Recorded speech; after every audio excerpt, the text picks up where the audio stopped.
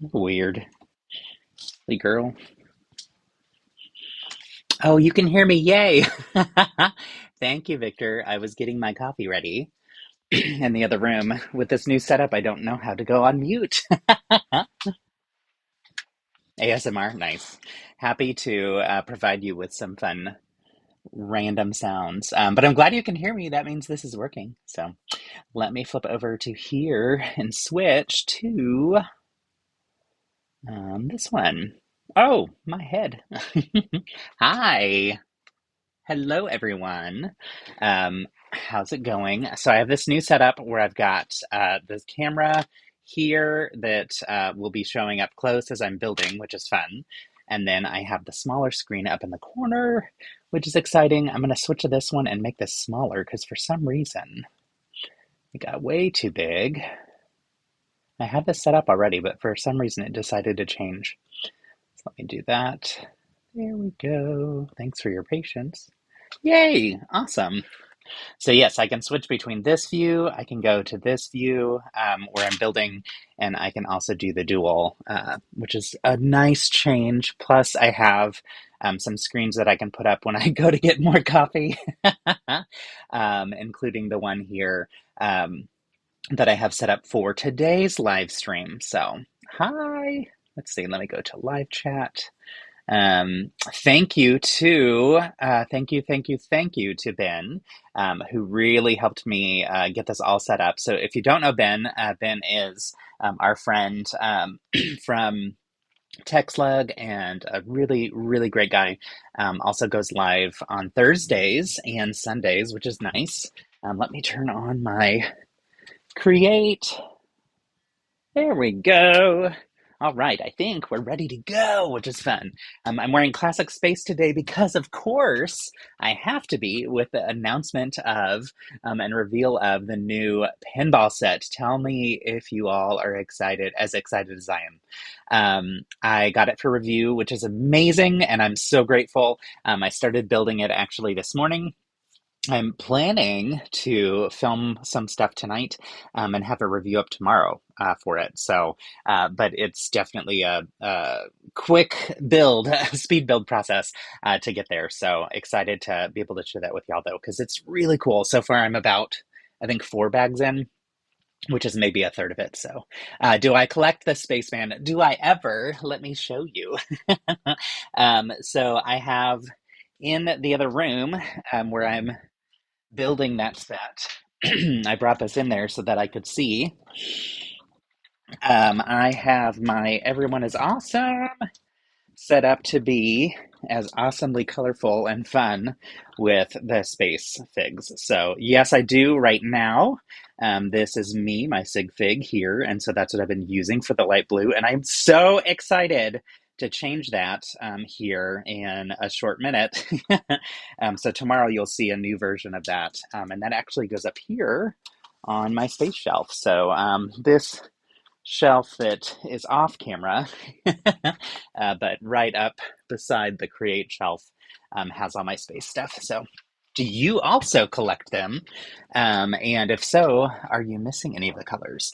I have my favorite one actually is the light gray, and that's because it came with, I don't know, it was like CMF 18 or something like it was a while ago, maybe even before, but that has the light gray torso, which is super fun. Oh man, oh, you are right. I saw that on Instagram. Oh, yes. Super excited though to switch out the light blue soon. So, and also the light blue torso was already in Pick a Brick. It's just the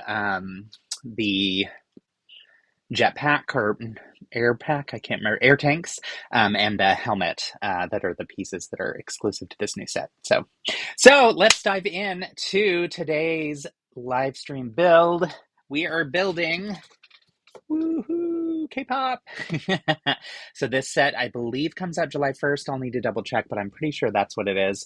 I already opened it, so you can hear it's hollow.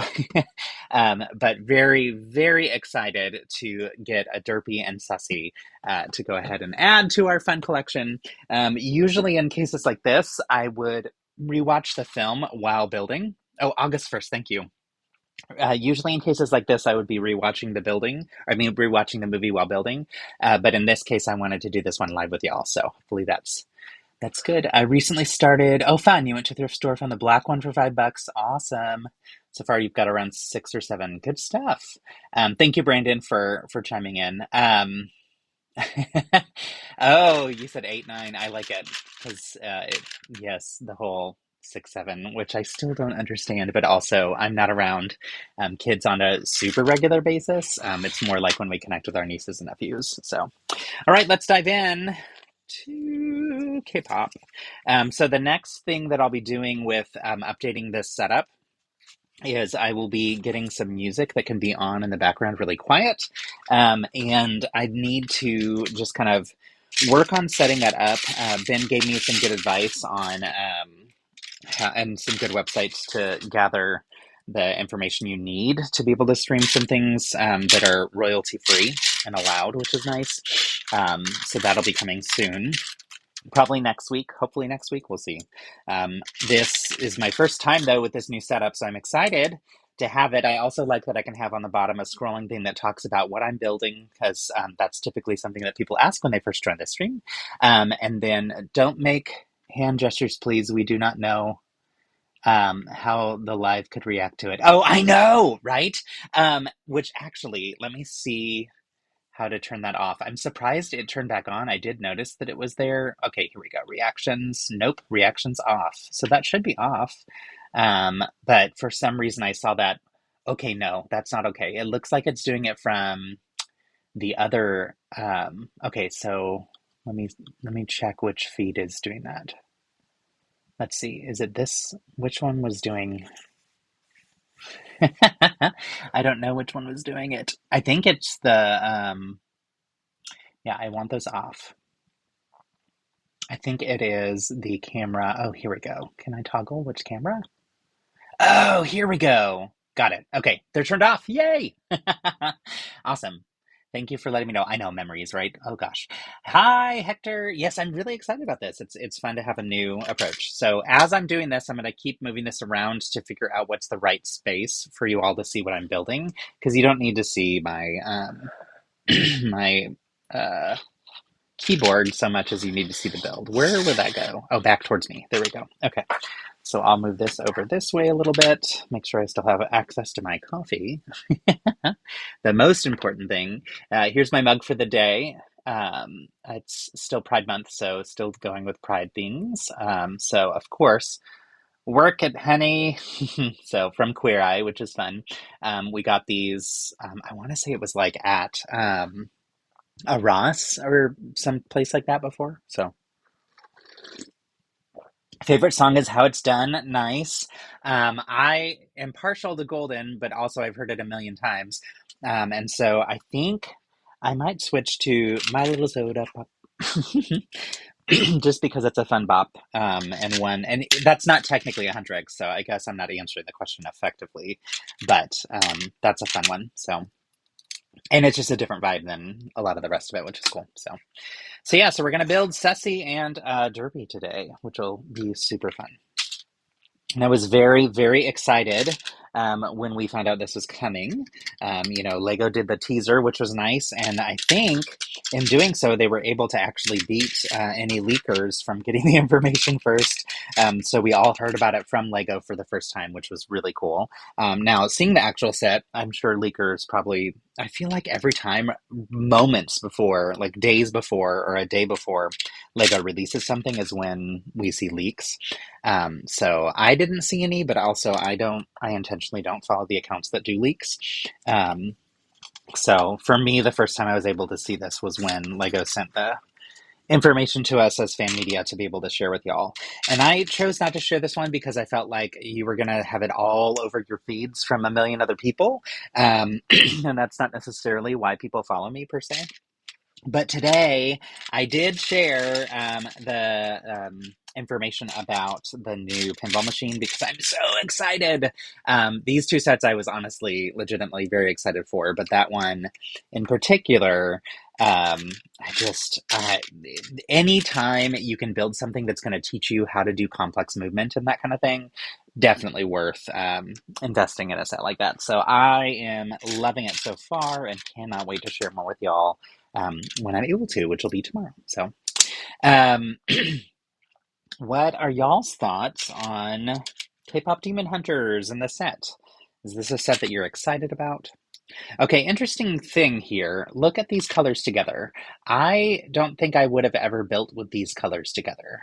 If I'm building with the aqua, the light aqua, then I would get the lighter aqua color to use with it instead. So I'm surprised to see this here because to me they don't blend well. But as we keep going through with Derpy, I'm sure we'll see how they've used it as an accent color and such. But yeah, to me, it's not necessarily the color I would have chosen. So I also, to be honest, I've seen K-pop Demon Hunters like once or twice. I don't think I've seen it more than 2 times. I've heard the music a million times because we've listened to the soundtrack quite a bit, which is fun. But yeah, maybe I've seen it more than that, but it's not one that I feel like I'm so incredibly familiar with it to know exactly where the characters, like the coloring of Derpy and that kind of thing. So I'll have to double check when I watch it again. So I've been waiting for a set from this movie since the Fortnite skin announcement. Yes, very, very excited. Which also, honestly, I feel like I've had more experience with the movie through all of the other things that are associated with it than with the movie itself.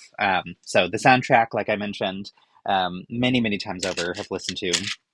And then also playing in Fortnite, and I felt like every time I jumped into battle, I would run into one of the three of them in the battle, and you could like hire them to do different tasks for you and stuff. And I just thought it was so fun that they were included in there during that season, whatever that was. So, um, but yeah, very, very excited that this is finally here, or will be finally here for everybody soon. Um, so yeah. So as I am using this new setup, I would love for feedback on things that you'd like to see. If you feel like um, if you want these two pictures switched, I figure it makes more sense for you to see the build bigger. But yeah, if you want me to be able to toggle through them so that I'm like chatting with y'all sometimes and then switching to the build in person, or if you prefer the video within a video, I'm still getting used to it. So it's a new approach for me, but I'm very excited. In particular, that hopefully you can see a better view of what I'm building without me trying to get like me in frame and the build in frame. So the amount of blue used in this is amazing. There's so much blue, and they use so many different colors of blue, which is a lot of fun. So I'm pleased with this as a parts pack, but of course I would not build this and take it apart, I don't think. I'm going to want Derpy together forever probably, but definitely a great blue parts pack. So yeah, I've had golden in my head all day though because I used it in the Instagram story to tell people, "Hey, come join me today." So um, yeah, it's like a permanent earworm, but it's a good one. So at least it's a good one, and not like um, trying to think of some that are really not good ones. But maybe I shouldn't verbalize them because then it gets them back in your head. So what are y'all up to today or this week? Anybody do anything fun for the weekend or any fun plans coming up for this upcoming weekend? Spent a little bit of time with our lug on Saturday, and we were sorting some parts. And then I visited Bricks and Minifigs North Austin. I hadn't been to that store in a little bit, and sold some old sets to them, and also left with the question mark cube from Nintendo, from Mario, that I'm very excited to build. So really, really looking forward to that. And then I just watched a ton of football or soccer. Philip was in New York and just got home last night, which is wonderful to have him here. We've really missed him. But yeah, I was watching a lot of the games and just really enjoying cuddling on the couch with Penny while he was gone. So nice to have him home, though, for sure. I know I've talked about his build that he did for the Chief World Cup Watcher site, but it was so fun to see all these different influencers who were like running into or connected to the opportunity to see like from within the Watcher space. All of them were really excited about his build, and it was like, oh my gosh, I'm so proud of him. It was so neat to see so many people giving him props for it. So lots of fun for sure. And he definitely had a good time. So I think he's really tired today. And of course, having to jump right back into work again is always tough. So, okay, Hector, you are way ahead of me, and I'm so glad that you said that. So you finished your June prompt. Way to go. Major kudos. I have an idea. That's where I'm at with it. So I am behind for sure. And that's going to be a lot of what I end up doing the rest of this week. So as a reminder, the prompt is due on June 21st. I will still share yours to my story after that point, but if you want to be entered for the giveaway with your entry for this month, it needs to be shared by then. Anybody who has entered a build from previous months since February also gets included in the giveaway as well, but you get a bonus entry if you also do this one. So I recommend everybody do it. Whether or not you care about the giveaway, just for the fun of it. So, but yes, I'm really excited about my idea. I just have not taken the time to start building it. So I'm going to have to figure out how to kind of make time for that for sure. And the question block was Super Mario 64 vignettes. Yes, that is the very one. I have a friend who, there is a store in Austin where when people do Amazon returns and Amazon doesn't always ship them back, sometimes they just eat the cost. They'll put it in this random store in Austin that is like a resale store of these random things, and he'll go and look for stuff that he thinks would be fun to have in his house. And anytime he comes across any Lego bags or things, he'll typically get them because it's like $1 for a bag of Lego. And typically it's like, let's say somebody buys a set and then they decide to return it to Amazon, and it's missing some of the bags because they didn't return all the bags or something. So then Amazon's like, well, there's no point in us actually mailing this back to whomever the actual vendor was. But anyway, he came across a bag that he was like, I don't know what this set is for, but it looks like fun. And I opened it. This was a couple of years ago. And it was Princess Peach's little vignette that's in that question mark set.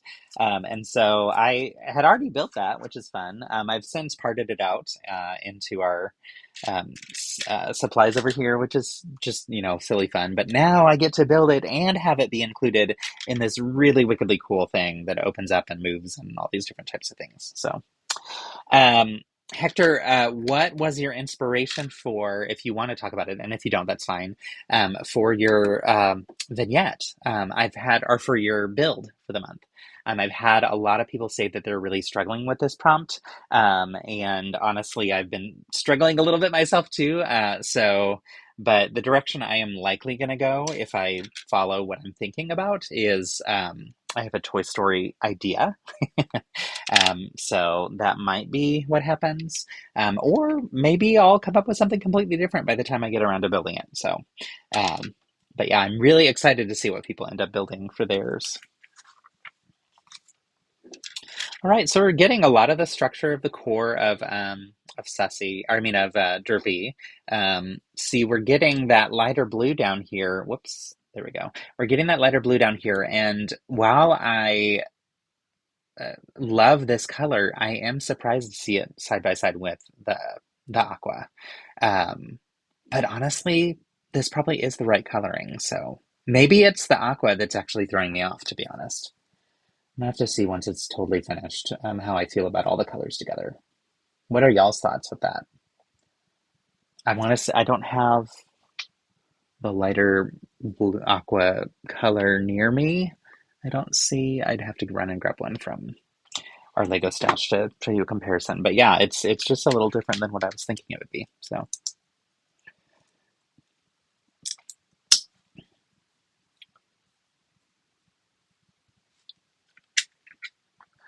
Okay. I'm guessing too that all this light bluish gray is gonna get like hidden within it. I don't think it'll actually show. So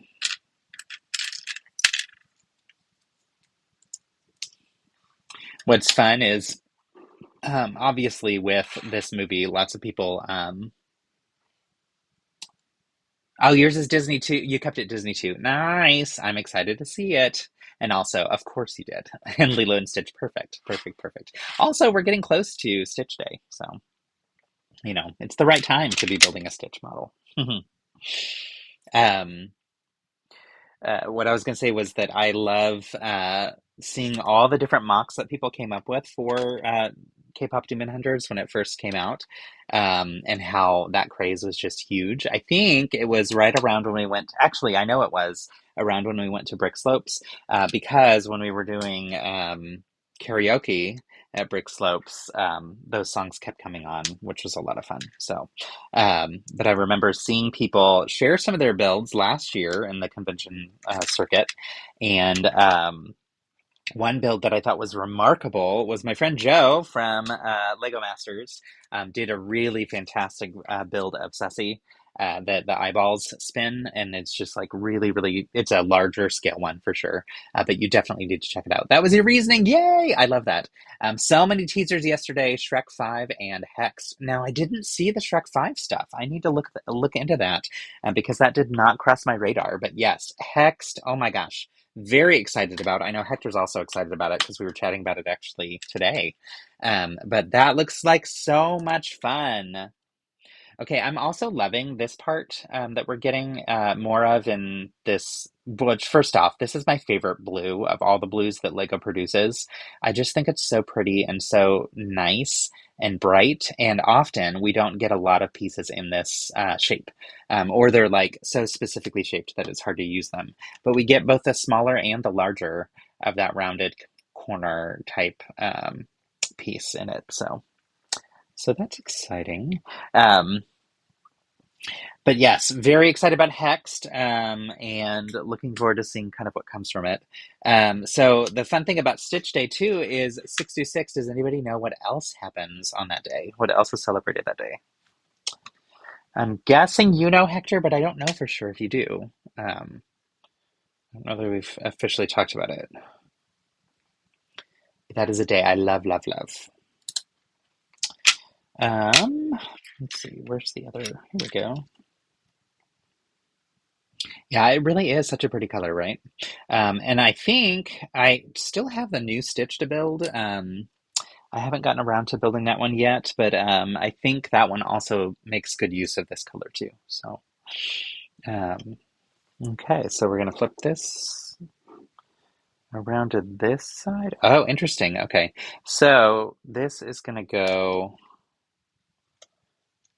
over the ball joint that we see here, um, which is interesting because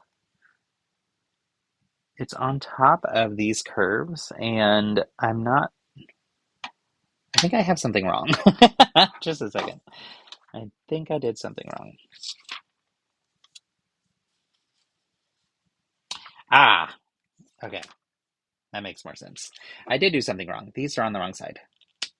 These actually go. Oh, come on, come on. Goodness, that's tough. These go here. That makes more sense. I was going to say that I can't figure out how that connects. All right, now let's flip this around. This works. Yes, marriage equality. Bing, bing, bing. You win. Yes, very, very excited. So that is the day that marriage equality became legal across the United States. The Supreme Court decision was decided on June 26th, 2015.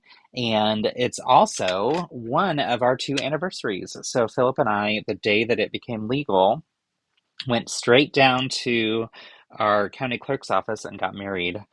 We were already engaged and had been engaged for 2 years at that point. So we were ready, and we had our wedding planned for November for later in the year, and finally, or decided, you know what, let's be a part of history. So we ran down, we got married. It was really exciting. Being down at the county clerk's office was amazing, just an incredible experience. All of these school kids came from the high school to experience all the excitement, which was really fun. And there were all of these families that were there where the parents had been waiting for um, like decades for them to be able to get married, which was just so powerful to be a part of that day with all of them. And then it was so fun to go to the county clerk's website for the next handful of months because they take pictures of all the different couples getting their marriage license. And it was neat to go from like 2 to 3 pictures a day to hundreds of pictures a day, and many, many, many of them being queer couples who were finally celebrating their right to get married. So very exciting. So yes, I love Stitch Day for so many reasons. And that's also, I've always loved Stitch, Lilo and Stitch, but that in particular added some more fun behind why I love Stitch. So fun fact for y'all, or I think it's fun. um, okay. So yeah, last week I also, I think I showed you the Kokomora from Moana, which was really fun. I didn't get around to building out the other set yet of Pua, so that's another one that I want to get to soon. And the fun thing is, I watched Moana when I was doing it or building it, and ended up.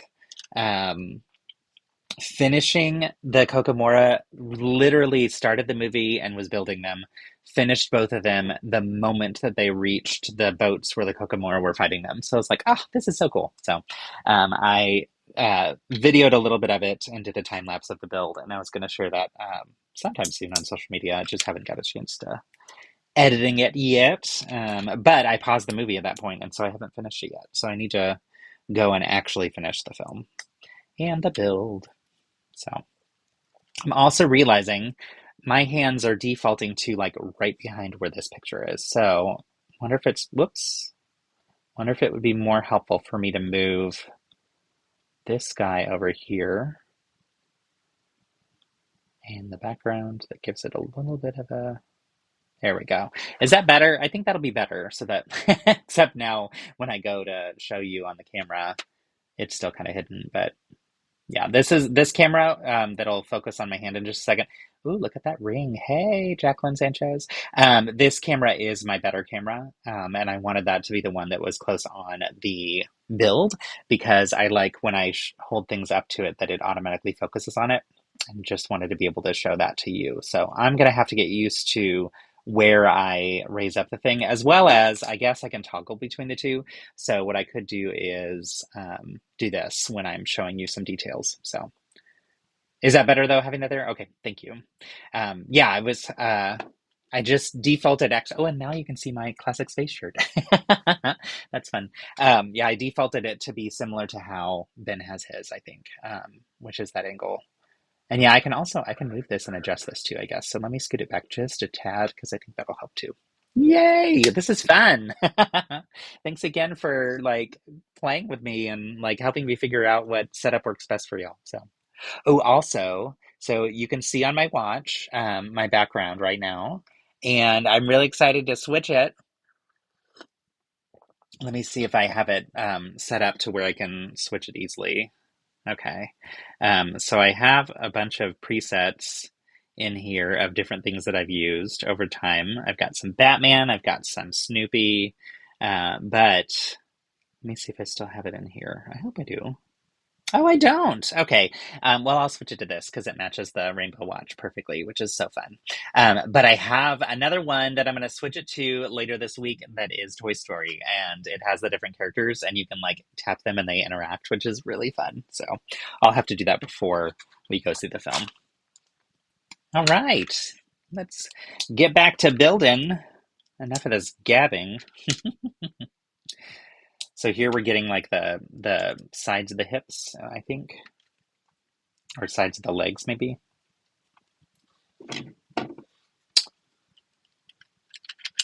Let's see, is that right? Yeah, that's right. Okay, so that should connect there. All right, so here's bag one. We've got the body, spinning it around. This will be the front, of course, with the like fur right there. And yeah, lots of blue. There are 7 bags total. And number of pieces, I think I wrote that actually in the yellow thing, in the yellow border here. So 825 pieces, no minifigs, to my knowledge. But I'm very excited to say all printed parts, no stickers. So I love when we get stickers to add detail, but I enjoy more when there are prints instead of stickers. So here is one of the prints. I'm going to put them down on the table for you to see. And I'll actually zoom in to show you in just a second. Thanks, Ben. Ben helped me figure it out, y'all. I was able to convince him to hop on Zoom with me a couple different times. Okay, here is the first print. So we've got like this beautiful blue leopard print type style, which is so fun. Then we also have this, which these will be great for eyeballs too. But these are the little toenails for Derpy. So pretty cool. That's all in this bag, but the eyes are a print too. Y'all, check these eyes out. So I'm gonna just show you on the well, here, let me switch cameras. This is so fun that I can just switch between them. Yay! Look at those eyes. Look at those eyes. Those are prints. I'm so excited. And also the little thing on his sticker on his tongue, that's a print. You can see the toenails there better, and that little tuft of that leopard print type fur there as well. So really cool. I'm very excited about it. I know, so glad it's printed, and I would love to see. I'm realizing, I think just in that picture that we only get maybe 3 of these leopard print ones, and it would be nice to have a whole stash of them to be able to do a much larger printed leopard print type build. So, but yes, very excited about that. I know that we have some sticker haters, and while I like graphic design, so I'm glad that stickers exist to add more character. I am obviously more of a fan too of when it's already printed so that you have the ideally perfect print. I know sometimes we don't. Hey, do y'all see red lines on the screen? I have right now, because I was moving stuff around, I see a red cross section, and I'm curious if that's what y'all see too. Since I'm still learning this new approach, and I can click off at any time, I suppose, but yeah, I'm just curious if that's something that shows for y'all or not.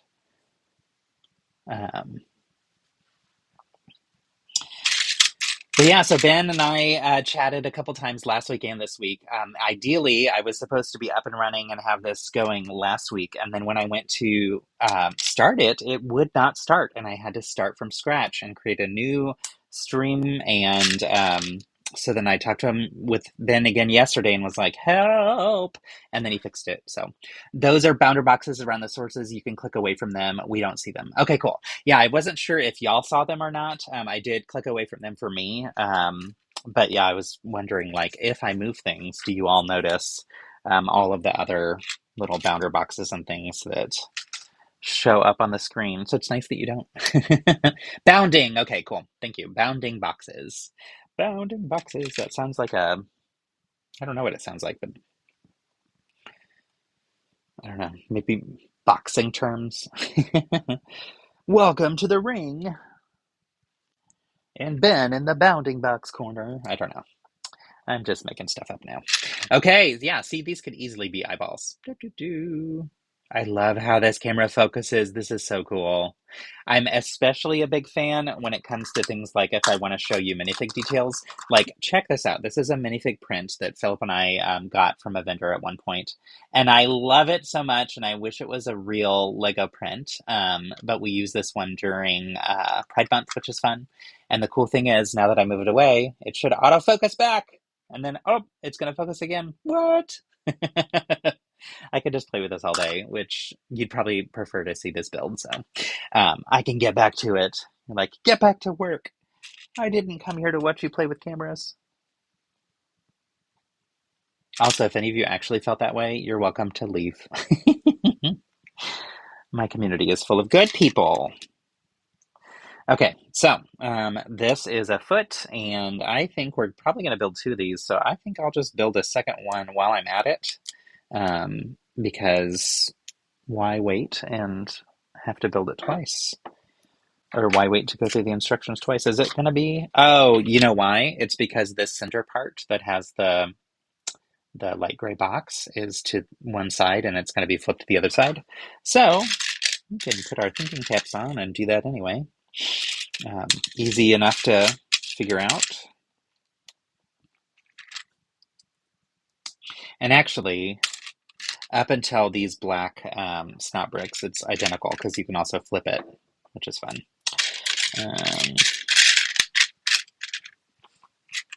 Who all has been watching World Cup? Anybody else? Then had on a really cool kit yesterday that was, I think it's Austin FC though, but a really cool one that was specifically for Pride Month. And last night, Penny and I sat on the couch and watched the first part of the Argentina match against Algeria and had a really good time. And then we had to stop to go get Philip, which was so annoying to have to stop. But then when Philip got home, we rewound it and watched the rest of the match together. So really fun match, though, and historic. So that was cool. So yeah. Lots of fun over here with the World Cup. We've been loving all the different games. Also, YouTube Live does a really, really cool feature now. And I don't know how long it's been doing this, but it has this feature where you can click for game highlights. And it will show you whatever highlighted moments are like big moments that people are reacting to in the game to speed you up and catch you up to the live. Or you can do that instead of watching the game altogether if you just want to see the highlights. And so that's also been a lot of fun. Oh, I did something wrong. Let me add in those black pieces. But yeah, so that's been really cool. So me just watched Congo and Portugal. Fun! Was it a good game? I love when it's an actual, like, really good game and there's a lot of back and forth for sure. That get back to work shout reminded me of the Lego Masters slogan, "Get your brick on!" I love that. I love it so much. Also, thanks for so many of y'all being able to join our live streams. That's been so much fun to do each week. I talked with Corey and Rebecca this last week for the Wicked episode, and I had my brain on backwards. We started at 7:30 and I told them typically these go about 90 minutes. And so 7:30 plus 90 minutes would be 9 p.m. And I was looking at the clock and was like, how have we already talked about this entire episode in 45 minutes? I don't understand. Like, this has gone way too fast. And so then I just peppered them with a number of other questions. Just like, tell me more about like what your experience was on the show and whatever. Mostly because I was trying to fill time because I was like, I don't want them to feel like they didn't get a full episode when the last three have all been 90 minutes. I didn't realize that I was reading the clock completely wrong, and was way off base, and a half hour was actually added to what I thought was actually happening. So where I thought it was very short, they were like, you said we'd be done by 9 and it's already 9:15. So if the end of that video, if you all were watching, seems a little bit wonky, that's why. It's because I was like totally unaware of the time and had it backwards in my head. So as soon as I figured that out, I messaged them and was like, oh my gosh, y'all have plenty to do with 3 kiddos and another on the way. And you were so gracious to join this. And I totally messed up with the time. So oops, sorry. Thanks for joining anyway, though. But we've been having so much fun rewatching all the episodes. I have had a chance to like loosely see the first 6 episodes again last week when I was tabling for Thinkery, hanging out with the kiddos there for World Play Day, which was so much fun. And I brought my laptop to play that. So the kids were loving it. And I had it where the sound was off, so it's not like we were listening to everything. But I was able to glance over and like see different pictures and stuff, which was fun. So all right, we got the little feet on, and they're super cute. Loving those little printed parts for the toenails, or the claws. I guess claws would be more appropriate here than toenails, but still. Pretty cool. And like I expected, yeah, the build for that was identical with the one switch so that it could go on the left side or the right side. So makes it more fun to me to kind of build it from memory that way. Hi, Missy. How's it going? Yes, Congo got their first World Cup goal. That's awesome. I've been loving watching the underdog small nations. It's been fun. It's been so interesting to see. Hi, Bev. Good to see you both. Thanks for joining. We are building, as you can see on the screen and in the little yellow line. I'm now building Derpy and Sussie, which is so much fun. Have y'all seen K-pop Demon Hunters? Has anyone not seen it who's on the thread? I'm curious. But yeah, agreed. It's been fun to watch the games and see different teams just doing surprisingly well or like having a really big moment. So was that Congo's literal their first goal ever or their first goal of this World Cup? I didn't actually get to watch that game, so I'll probably watch the highlights later. Seen it several times. Fun, fun. Hi, Brian. Good to see you. Welcome. We're building Derpy and Sussie. So, and Brandon thankfully shared because I misspoke. I believe this set comes out in August. But yeah, I was thrilled to get this one to review because we really enjoyed the movie and I love brick belt characters. So far it's been pretty cool. First goal as a World Cup team. That is so impressive. That is really cool. Haven't seen it, but the grandkids have. Fun. I have one friend who hasn't seen it yet because he doesn't have Netflix. And Missy, you also haven't seen it. Y'all, well, now I would say add this to your list. It's a really, really fun, very heartfelt movie. Honestly, I was surprised at the heart in it and just loved it. So I will probably rewatch it again soon. Like I said too, had I built this for review but not on a live stream, I would be watching it right now. So, but thought it'd be a little bit more fun to share this one with y'all specifically. So, thank you for joining.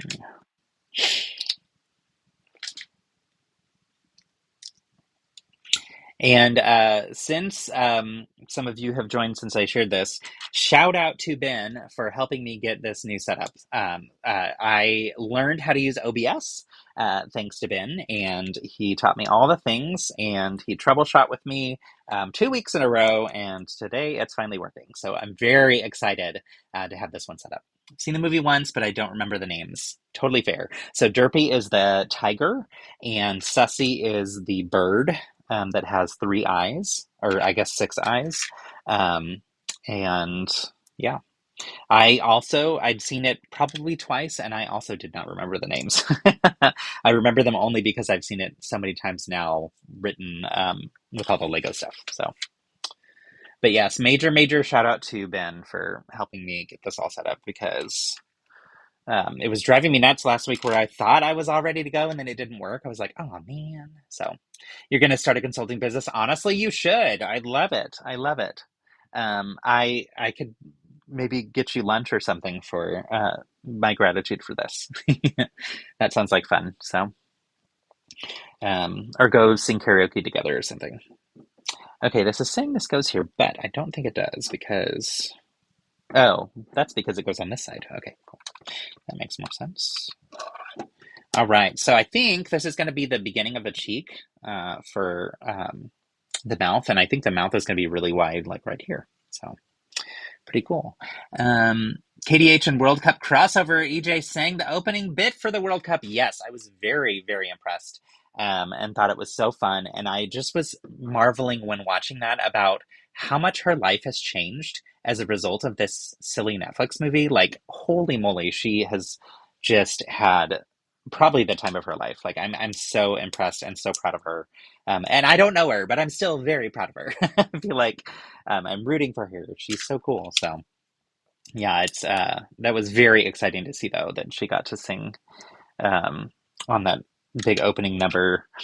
Um, and yeah, just like think about like if you got hired for a movie or something like that, and you're like, oh yeah, this will be a Netflix streaming thing. Like I'm sure there was a lot of excitement about that anyway, how cool that opportunity was.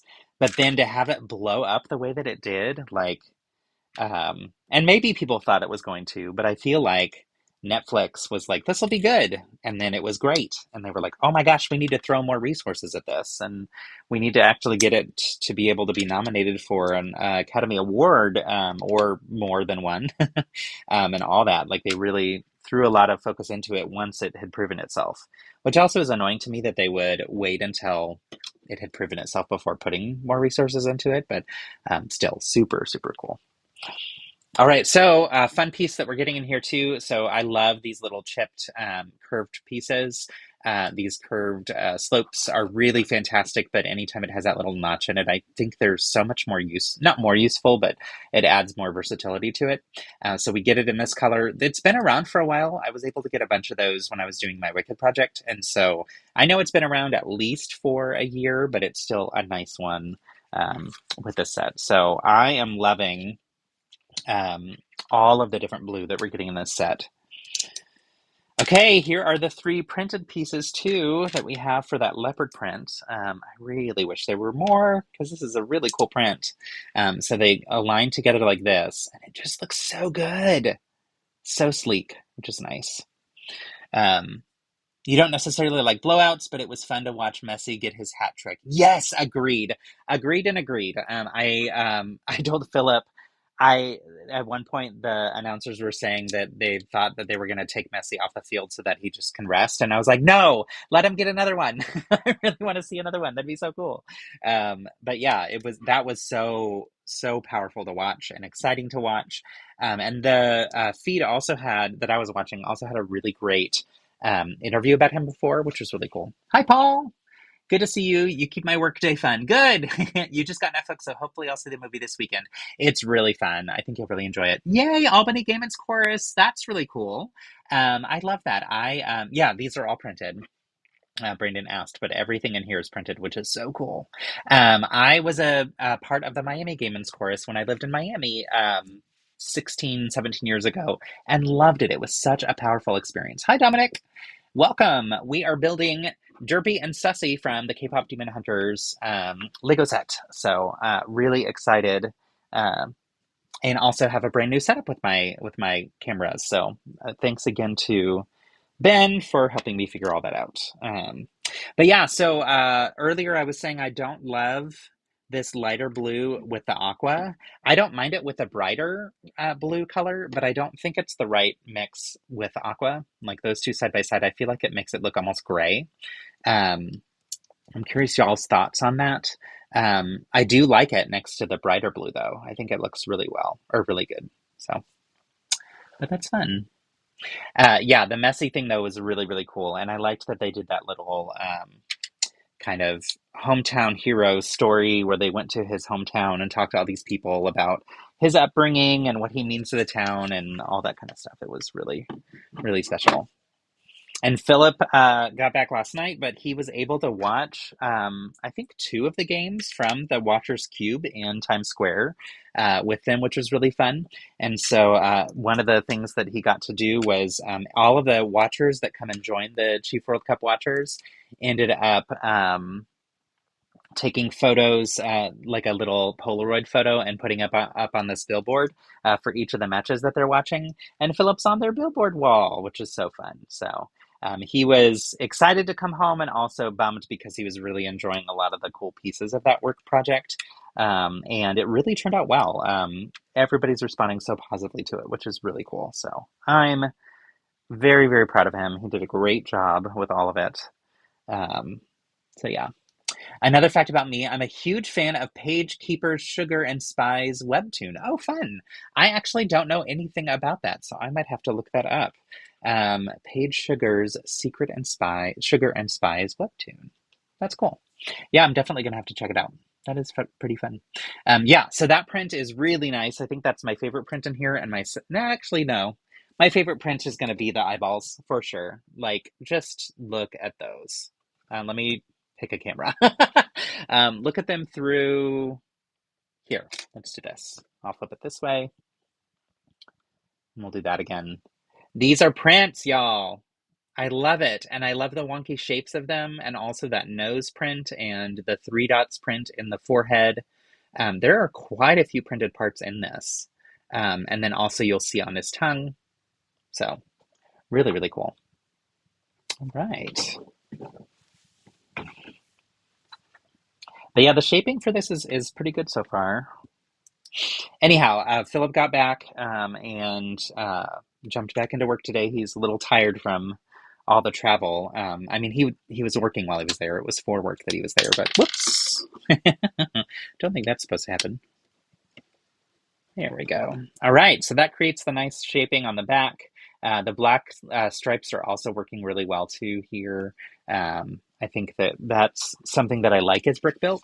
And it doesn't surprise me that we've got the stickers for those smaller types of prints as opposed to like brick built design. If this were double the size, I think they could have done like the leopard print potentially in brick built. So Pagekeeper Sugar and Spies follows the adventures of 3 agents named Jane, Lizzie, and Elise. Their boss is named Five. They work for the SPY, the School for Preternatural Youth. That's really cool. Thanks for sharing. Yeah, I'm definitely going to have to check it out. So it's something that I have never heard of. So I always love learning about things that people really enjoy and just getting introduced to something new. So also, so they finished out this black stripe line in a really clever way. They use this piece that goes down underneath and then it gets covered up so that it still creates that stripe, but it also keeps that like curvature. So pretty sleek. And then here we're getting both the dark black and then also the lighter aqua. And this, I think, is going to be a little bit of where the head is going to be able to spin, theoretically. I'm guessing it's going to just because we have that little spinner type piece in here. So we'll have to wait and see. All right, bag 2 is done. So this is bags 1 and 2 so far. Getting those feet, which is fun, getting a lot of the torso and those nice printed parts and the curvature of the back. And a little bit of the hips here on the left and right. So really, really nice. Also, your favorite Huntrix song is How It's Done. Somebody else said that earlier in the chat. That's so fun. I love it. That is a very good one and has grown on me the more that we've listened to the soundtrack. Golden, of course, was a bop from the beginning, but honestly, the one that I like most of the moment is which is not a Huntrix song, but it's KPop Demon Hunter's song, is that My Little Soda Pop. Just think it's silly and fun. So, and I also just love that moment when they first see them performing. All right, now we're gonna build a tail. Ooh, and we're getting some stripes on the tail using these. That's fun. So we're gonna use these little wheel pieces, which these are fantastic for making waves and making other moving pieces of moving builds that include movement. I don't think I have any tutorial videos up with that yet, but I had plans to eventually share a tutorial video of how to use those for movement. So here are the names of Sugar and Spice characters. Oh, fun. Awesome, thanks. The other thing that I need to do that Ben was talking with me about, and I just need time to actually set it up, is I want to be able to share the chat stream on the screen, like I am able to do when I use StreamYard or Restream for like the Lego Masters rewatch parties and stuff. So yeah, this is great. So we're getting these nice thin black striped lines using those like wheel type pieces. So I was supposed to be on a work trip this week too, but you had to veto it while we get moved. Brian, are you moving? Or do you mean your work's getting moved? I think I missed something there. Um, let's see. Oh, looks like I'm caught up on the chat thread. But yeah, and then also getting this larger Technic piece for the tail too. So it's going to be a very thick tail, which is fun. Um, but yeah, that's a clever way to add in some very thin stripes in that area. So yeah, just the San Marcos. Okay, cool. Nice. Well, good luck with the move. I hope everything goes well. And I'm glad that it's not too far away. So, um,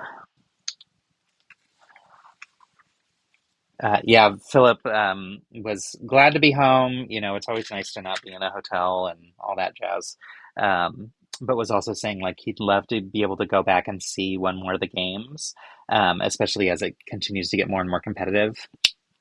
And he said, if I get a chance to go back for work, I'd love for you to come. Because initially we'd planned on me going with him as well for part of it, which would be so fun. It's just then it's like what was a work trip that was paid for becomes something that you're paying for. So say hi to my kid. Hi to your kid. Well, oh, I was like, wait, what? Now I understand what you're saying. You're saying that to Brian because your kid lives in St. Marcus. But also, everybody say hi to Ben's kid. Hi. And say it in a weird voice like that. Hi. I totally misunderstood. I thought you were talking to me, Ben. Silly me. All right. Fun little tale. And I like that they use this ball joint type attachment so that you can have it in a little bit of posing. So, what do you think of my knowledge? One of the guards in Sugar and Spice, chapter 19, is named Lewis. That's fun. I think that you are a super fan of the show, which is really cool. And I love when people get excited about something that like a show that just really gets them going. So that's pretty cool.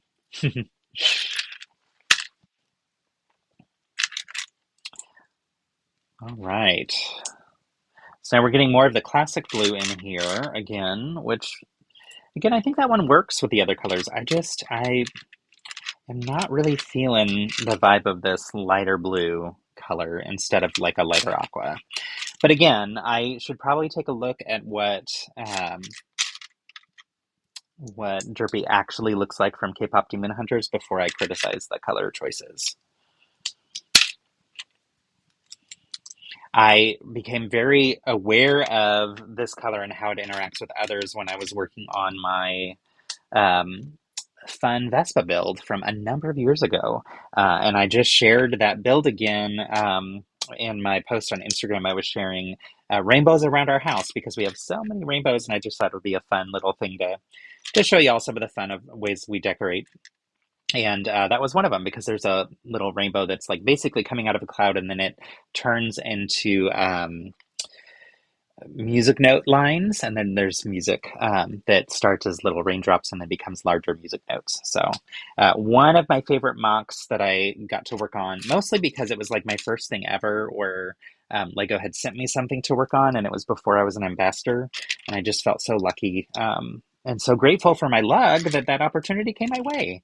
I highly recommend that people get involved in lugs if you have the opportunity to. A lug is a Lego user group, so it's a community for other Lego builders who are adults that love to build, and their families can also join, but you have to be with an adult to participate, which is fun. And that's actually where I know a lot of y'all from, which is great. So we have a really, really wonderful crew here in Austin. So, but yeah, that was one of the things where Will had just sent an email to the group saying, hey, Lego's looking for somebody who likes to do pop culture builds. If you're interested, reach out. And I did, and they picked me.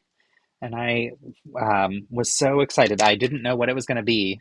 And then they said, hey, we're going to send you the Vespa set, and we want you to make a brick-built poster advertising the Vespa, which was so fun. And also at the time, I was so intimidated by it. I was like, wait, am I good enough to do this? Am I able to produce something that I'm going to be proud of and that they're going to think is good enough? And I was really concerned that maybe I wasn't at the time. And what I ended up with, I'm actually really proud of. So anytime, the short lesson here is anytime you have an opportunity like that, jump on it. And if you don't have faith in yourself, um, ask people who have faith in you to give you some support and some words of encouragement, because those opportunities stretch you and help you grow and improve, and that's how we kind of move forward. So that's how you can surprise yourself with what you're capable of. Um, Fast forward to last year when I had that opportunity with Wicked, when they first reached out and said, we want you to build some fashion items, I thought, there's no way I can do this. I've never done this before. This is way outside of my wheelhouse.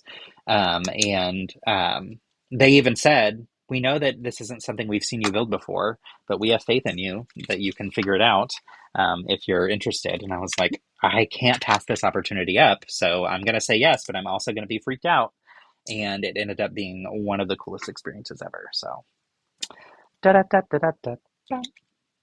All right, looks like we're building some legs, and these are little arms. So it's probably not intended to spin, but that's how it connects in there. But it's nice to create the very rounded part of like the shoulder joint here, and then we've got the ball joint, and that's going to be where it connects. Actually, let's connect it right now, shall we? Ta-da! So he can be like, hey, you over there. Or he can have his paws down, which is probably more appropriate than pointing. So we really shouldn't be advocating for pointing fingers now, should we? All right. So we talked a little bit about some movies that are coming out and about K-pop Demon Hunters and all that. I'm curious if any of y'all have a movie that you're really looking forward to that comes out this summer. We have tickets this weekend for Friday to go see Toy Story 5, and I cannot wait. Very, very excited for that. And then I was waiting for Philip to get home so that we can get tickets for Masters of the Universe. So that'll be another one that we'll be watching hopefully soon. We don't have the tickets yet. I'd like to see it in theaters if we can.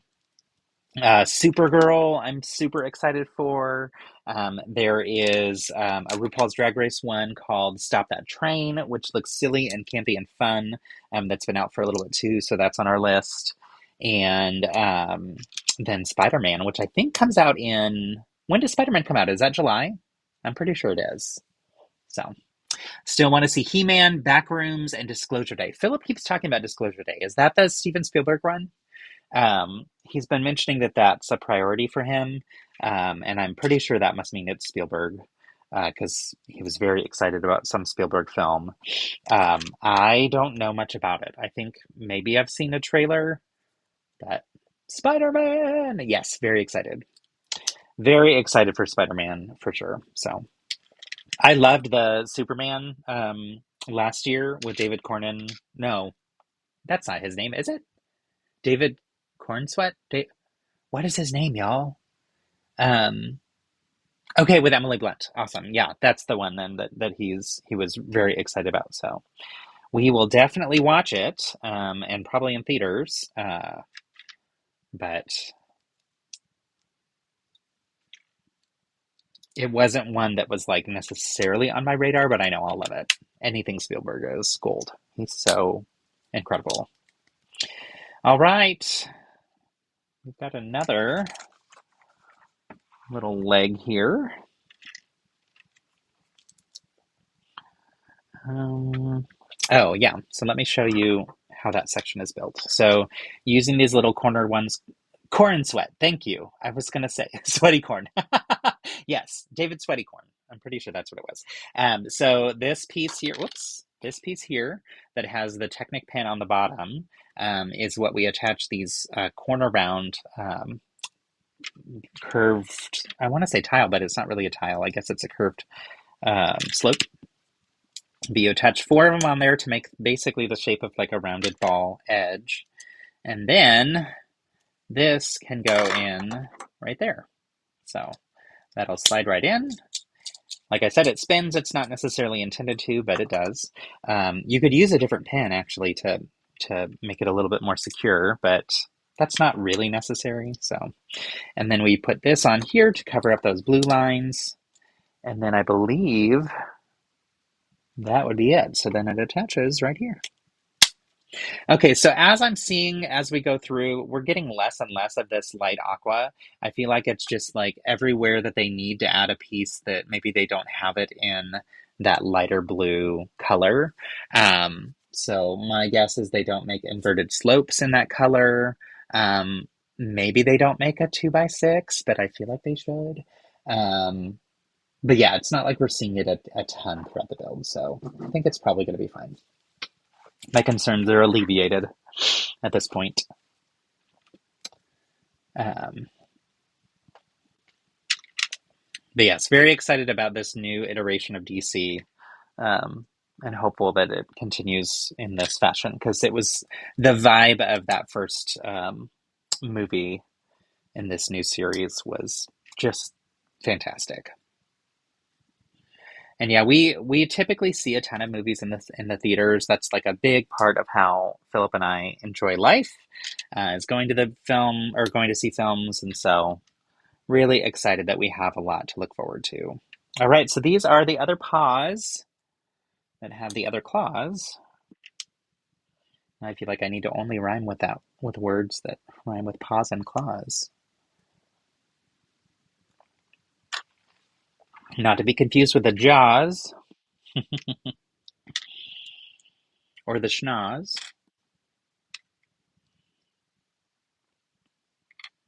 It doesn't look like they broke any brick-built building laws. I like that I can make myself laugh. Even if I can't hear you all laughing, I know you think it's hysterical. It's just the funniest thing you've ever heard. Right, so yeah, finishing these, and so these will attach to the end of those arms to give us some paws.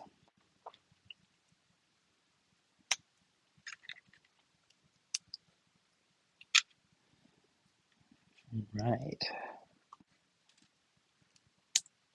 I'm sure there are other films too that are coming out later in the fall that I'll be excited about once we get to that point. But at this point, the only one that I can recall seeing previews for is that new one, the new Disney one that already got mentioned in the chat. I can't think of what it's called though. That looked like the girl is a witch and is able to use her hands to create different magical spells or things. It looks really, really interesting. Hexed, I think is what it's called. And then I just saw that the Obamas have their own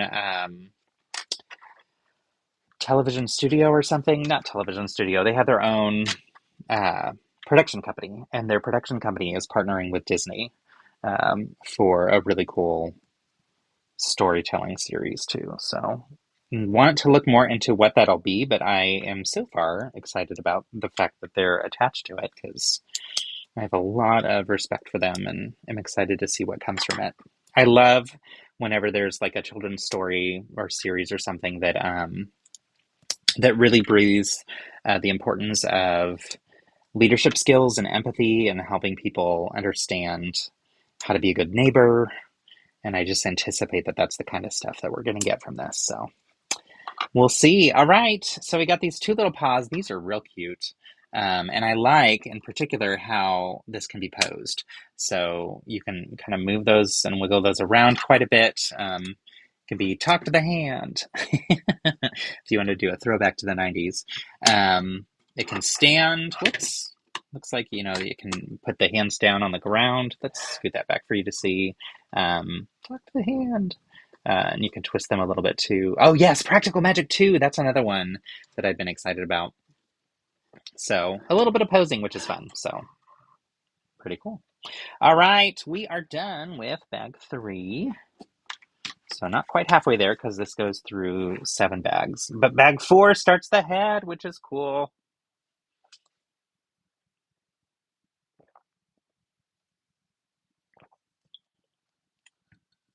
Oh, I'm seeing in the chat that I missed some things too. So Ben was saying, Lego fan communities. Yes, so that's the new name for lugs that I think they're moving in the direction of.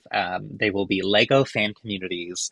And I think similarly, they're moving in new directions for lots of naming structures for things. But nothing is going away. It's all just kind of getting renamed to better fit the way that people engage with the hobby. So I love that the Lego Group as a company invests in their hobbyist fans by providing space for community and supporting me with stuff like this. Like this to me is my community, and I'm so grateful that y'all are a part of it and that you're so supportive and kind. And that I get to learn from all of you about your incredible builds. And all of that is in part because Lego provides the space to really uplift fans. Um, so that's been part of what I've loved so much about the Lego hobby is the people involved.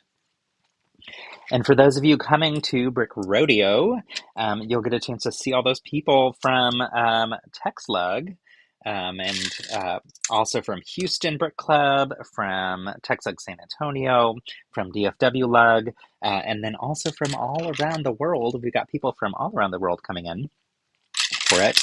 But it's always so much fun to connect in person. We really have a wonderful community. So, all right, let me figure out camera angle wise. Okay, so I need to build it up there.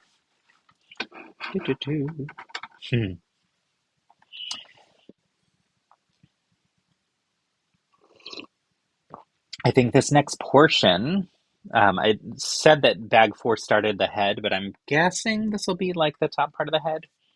Although we don't have the eyeballs yet, so maybe not. Let's see. Excuse me.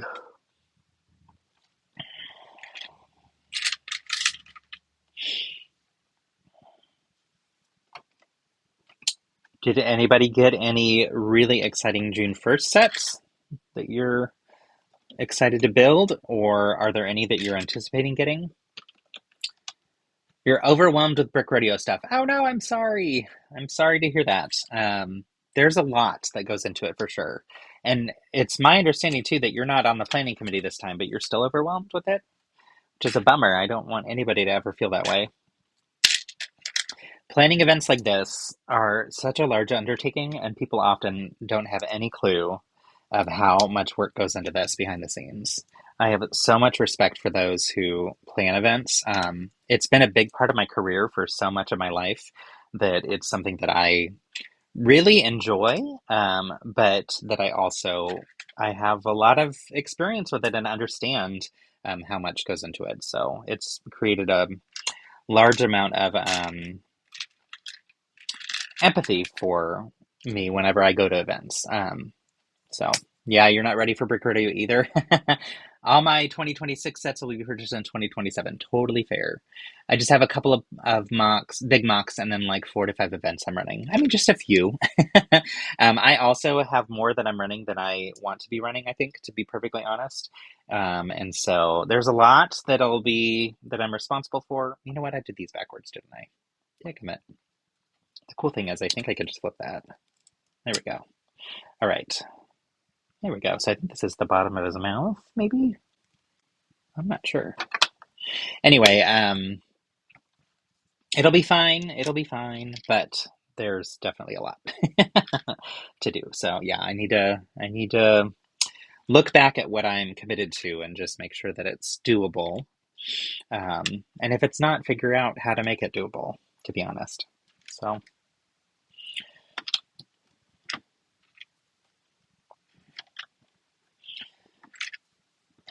but conventions are so much fun, and if you've never been to one, I highly recommend.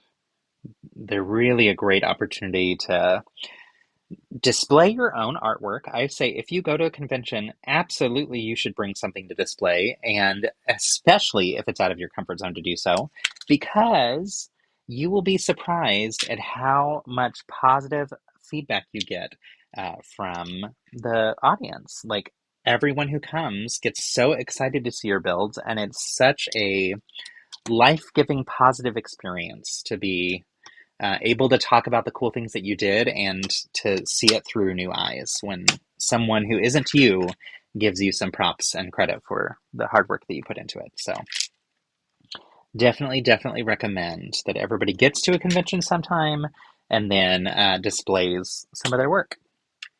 It's something that I've loved getting to watch Philip do more and more, where he's displaying more of his stuff at different conventions. And Also seeing him get some accolades for some of his builds, that's been really, really a pleasure.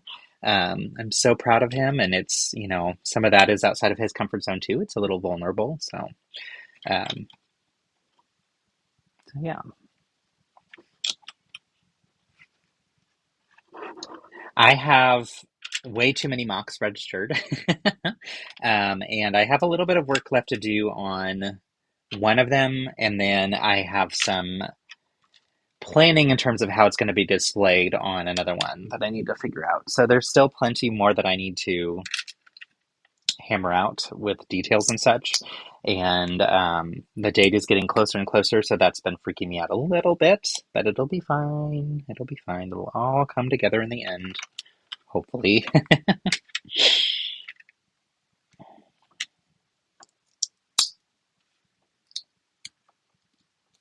I also need to figure out what my tokens are going to be. Honestly, that hasn't even crossed my mind.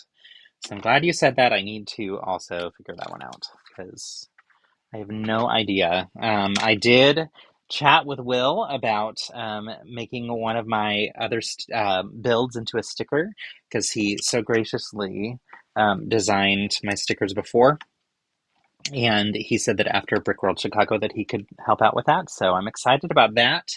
And in turn, I am helping him out with one of his projects that he does with his Lego club at school, which is a lot of fun. So very nice of him to provide that support, though. He's such a talented designer. Um, so yeah, I'm looking forward to that. That'll be another thing to have to figure out is getting all the printing and stuff ready for that. But definitely doable. So. All right, so there's a little tongue or a little part of the inside of the mouth there. You got your tokens made. Okay, cool. Yeah, I definitely need to figure mine out. I have not even really thought that one through. So, and I need to talk with Philip about what he's planning for his. So last year he did Oscars, which was really fun. A little Academy Awards. All right, here's the first part here's all of bag 4. So it's the bottom part of the mouth.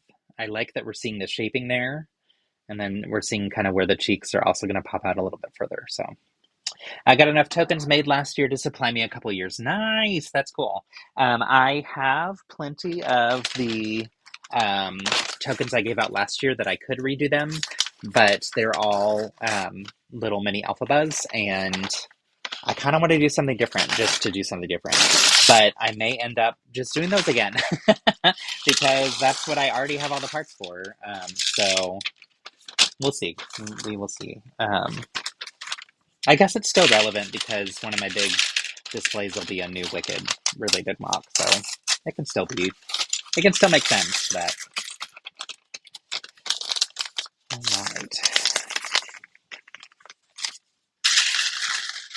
So diving into bag 5, and this looks like it's going to be the top part with the ears. So I am going to. Okay, what's interesting too that I'm noticing is on this view, it still has the stuff at the bottom that I have down here, and this view does not. So I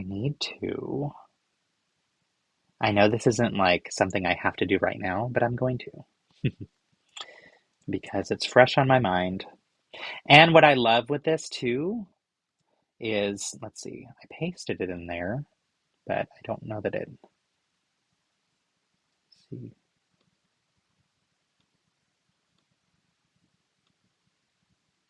Oh, there we go. Yeah. So let me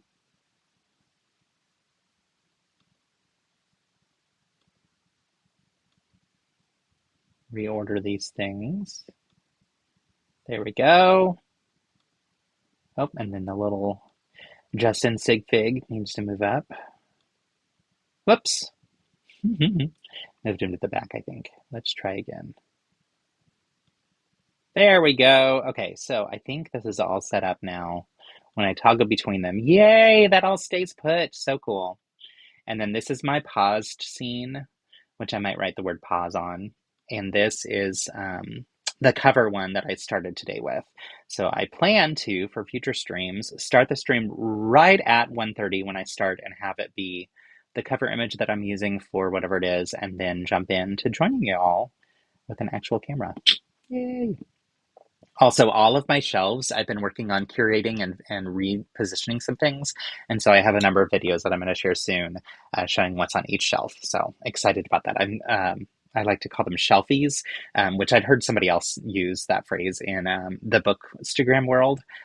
Show us your shelfie. And that's like, show us your bookshelves full of fun things. So excited to share some of those with you. All right, enough rambling.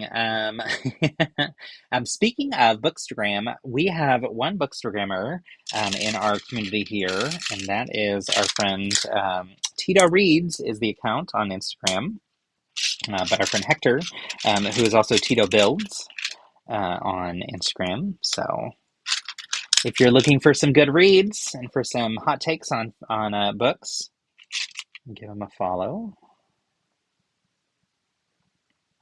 Brian, where is you've got other stuff on display right now elsewhere, right? That like is not in a permanent display, but like a temporary display. Do I have that right in my head? Or do you already have those pieces back?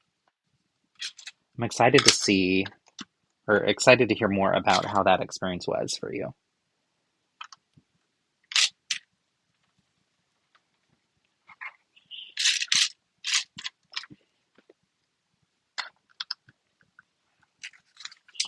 Okay, diving into the head.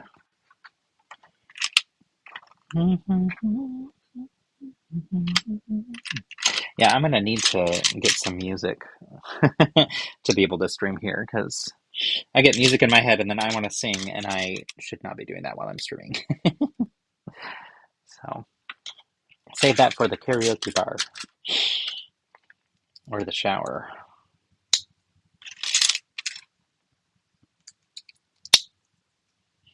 All right, I'm guessing that I'm going to duplicate this side as well. Do we have the parts for that? I do love when I'm making something like this where I figure out, okay, I think this build is going to have these same things done again a second time. So I'll go ahead and dive into rebuilding them, in this case, a mirror image of what it'll be on the other side, because I figure it may as well add a little challenge to the build process. So why not? Keeps it fresh.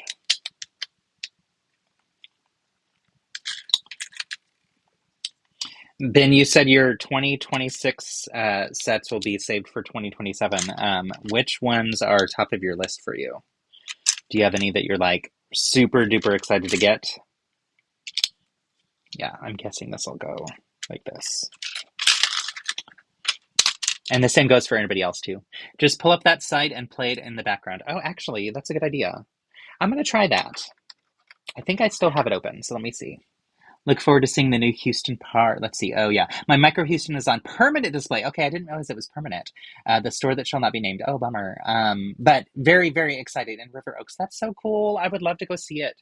I'll have to make a trip down to Houston at some point because our brother-in-law just moved back there and his whole family's moving back from Atlanta soon. And so we'll have a trip down that way. And when we do, we will swing by the store.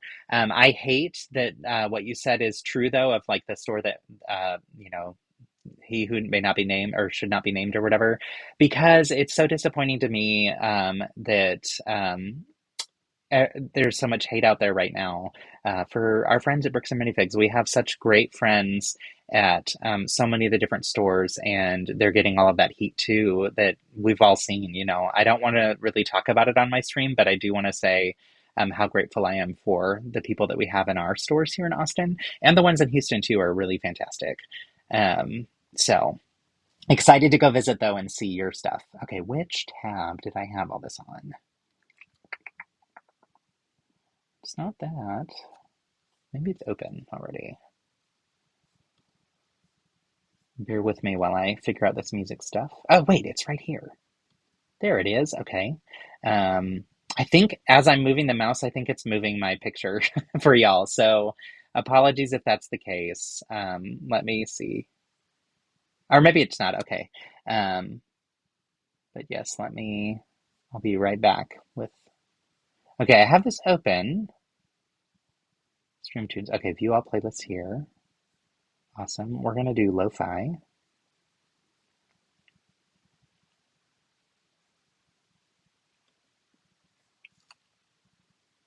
All right. Says get over 100 million songs free for a month. Oh, that's loud.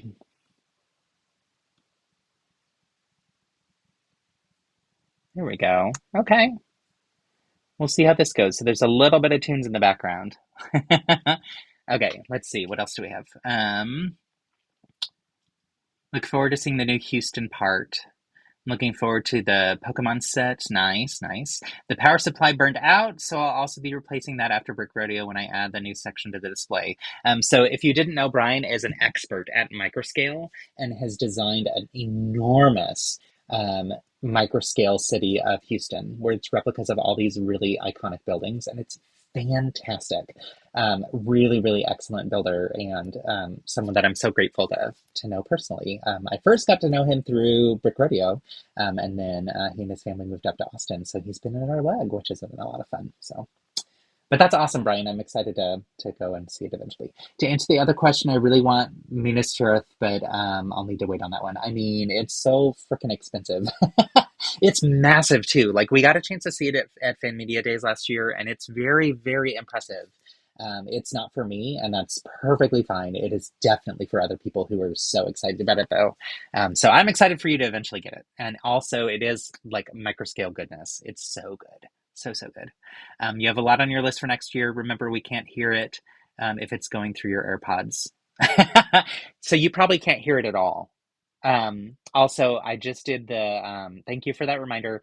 I'm just going to deal with this later. That was just a little preview of it and it's not playing anymore. So that'll be for the next time, which will be fun. But I appreciate you reminding me about the website and streaming it from there. So, okay, so jumped in. Oh, yeah. Okay, I was right with what I was building. Okay, back to the build, y'all. Back to the build. Um,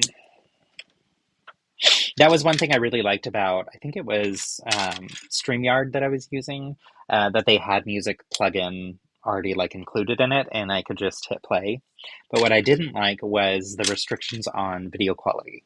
So my camera that I have here that I love is a really nice camera that does great high def, high resolution filming, and the quality just doesn't look the same when you change it.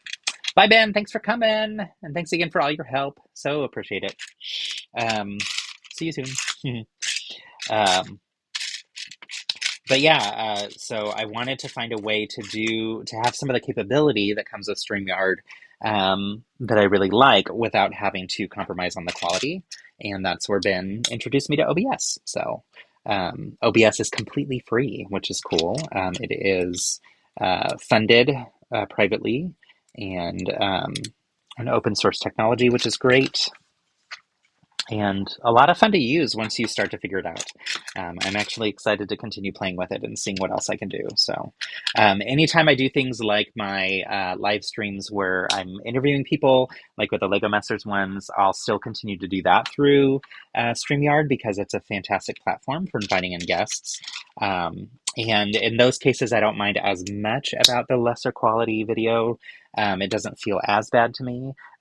But when it's showing the builds and stuff, I want you to see the actual like high def quality of the builds. So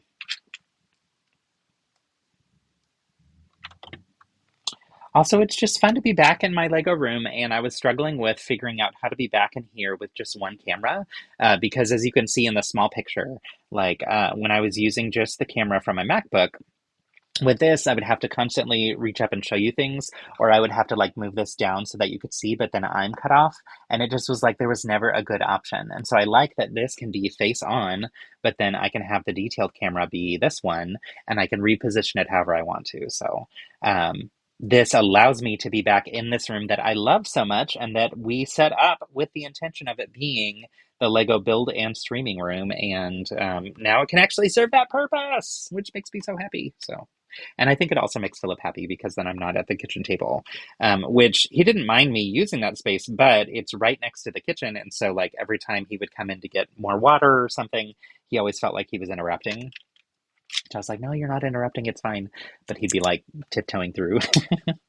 So, the joys of working from home, right?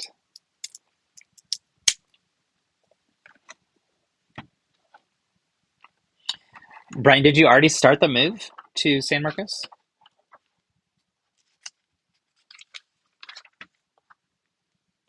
I've been there a few times, maybe once or twice, but not a ton.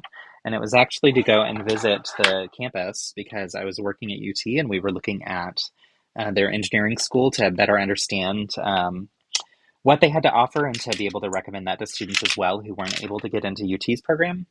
But to be able to like have fluency in what they provide. Really gorgeous campus, really, really beautiful, wonderful staff. I have a lot of friends who worked there and who went there and really loved it. So it's a nice area for sure. We just haven't really made it down all that much. We've also gone to go tubing, but when we did that, we stayed in New Braunfels because at the time Philip worked for a company that had a not cabin, but like a little rental place, and each employee could get it for either a weekend or for 4 days during the work week, once a year, and your name would get drawn for you to pick which time that you wanted it. And so 1 or 2 years we were able to go during the summer, and then all the other years we set it up to be able to go during our anniversary. So we spent a lot of time in New Braunfels and Green in November timeframe, or close to that time frame for anniversary celebrations. So, but yeah, I think the only times I've been to San Marcos have been specifically for um, work purposes when I worked at UT.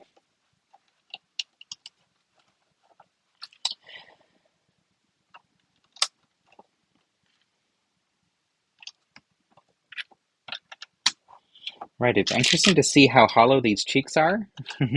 So you can see on the inside, we're getting lots of space interior here. Whoops, right in there. And that's going to help with weight, which is nice.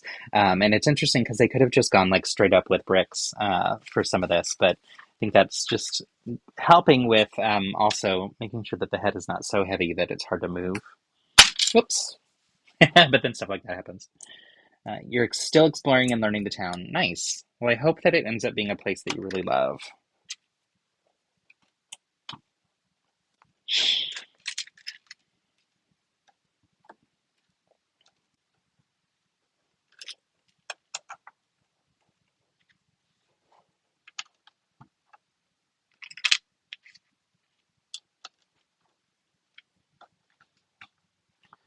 All right, more and more of this fun.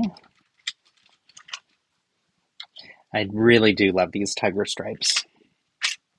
It's neat to see how they're able to use like different parts, like the, regular slopes and things to still create that curved line. So it's both the shape of the face the way that they're wanting it to be, but then also the stripes too.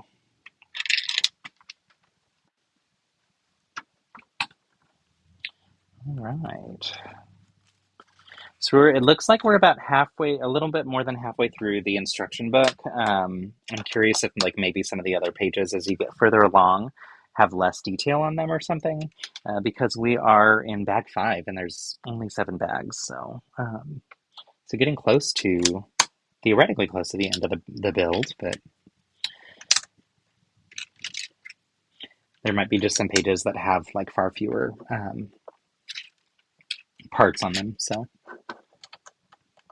I don't have a Lego room set up yet, so that will help a lot, I'm sure. It's always nice once you're able to get settled to be like, this is my space, and this is what I use for this project and for this thing.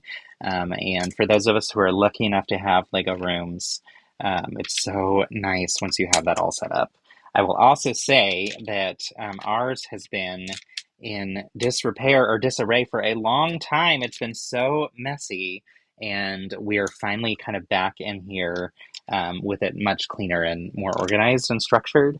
And it's such a joy to have this room back again. So it makes me want to stay on top of it a little bit better this year. The biggest challenge for me was when we had that Wicked project that I was working on. It took over our whole house for a very long time. And I needed the space to spread out, but I also think I probably could manage it differently in the future. Philip had said, like, I'm so glad that you had that opportunity, and for future opportunities like this, let's figure out a different way. And I agree with him. It was a mess. So, I'm grateful that he was so supportive. But yeah, it's been taking a while to kind of get us back to basics again. So I also love these little chipped pieces too, or not chipped, but like where they have the little line cut through the little slices there, and it creates those nice corner alignments, which is great when you have the same color, and it creates a nice little line, but also can give you some additional definition. And yeah, here's that aqua again, but I think all of this is getting hidden. So like I said, my concerns with this aqua don't seem to hold up as much now that I'm finishing the build, or getting to some of the details.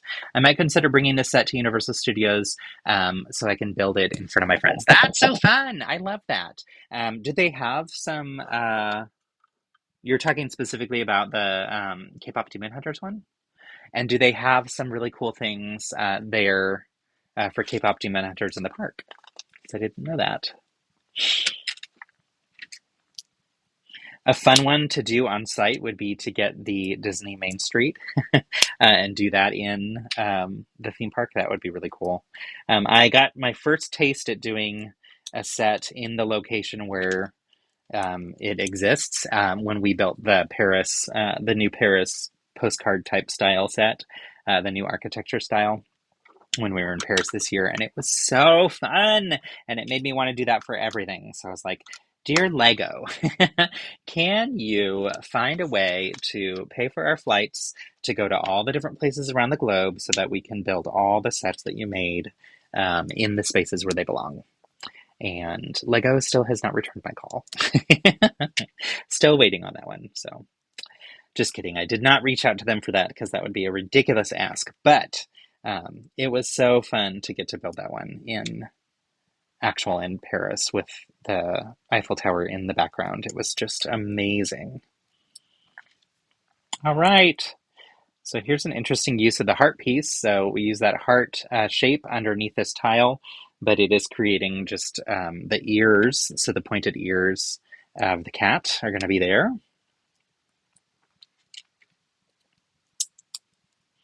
I believe we will do that a second time. But look at that. That's so cute. So far, there's merch for Derpy and plush tags for the Huntrix trio. Nice, that's cool. And a Loungefly. Does not surprise me. There are Loungefly for everything.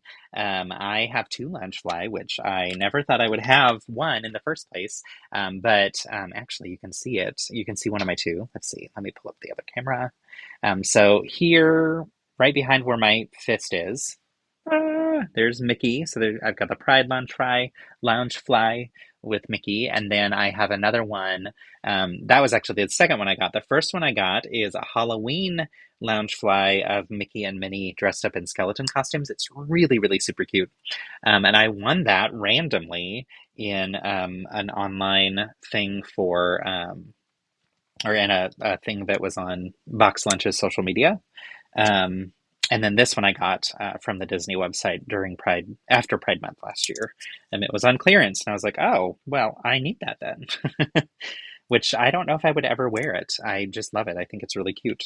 It's fun to have up on display in here. But I don't know if I'll actually ever use it. Also, I just wouldn't want to scratch it. I'm like, oh, I'm nervous. You requested K-pop Demon Hunters to be part of FanFest next year. Okay, that would be really fun for FanFest nights.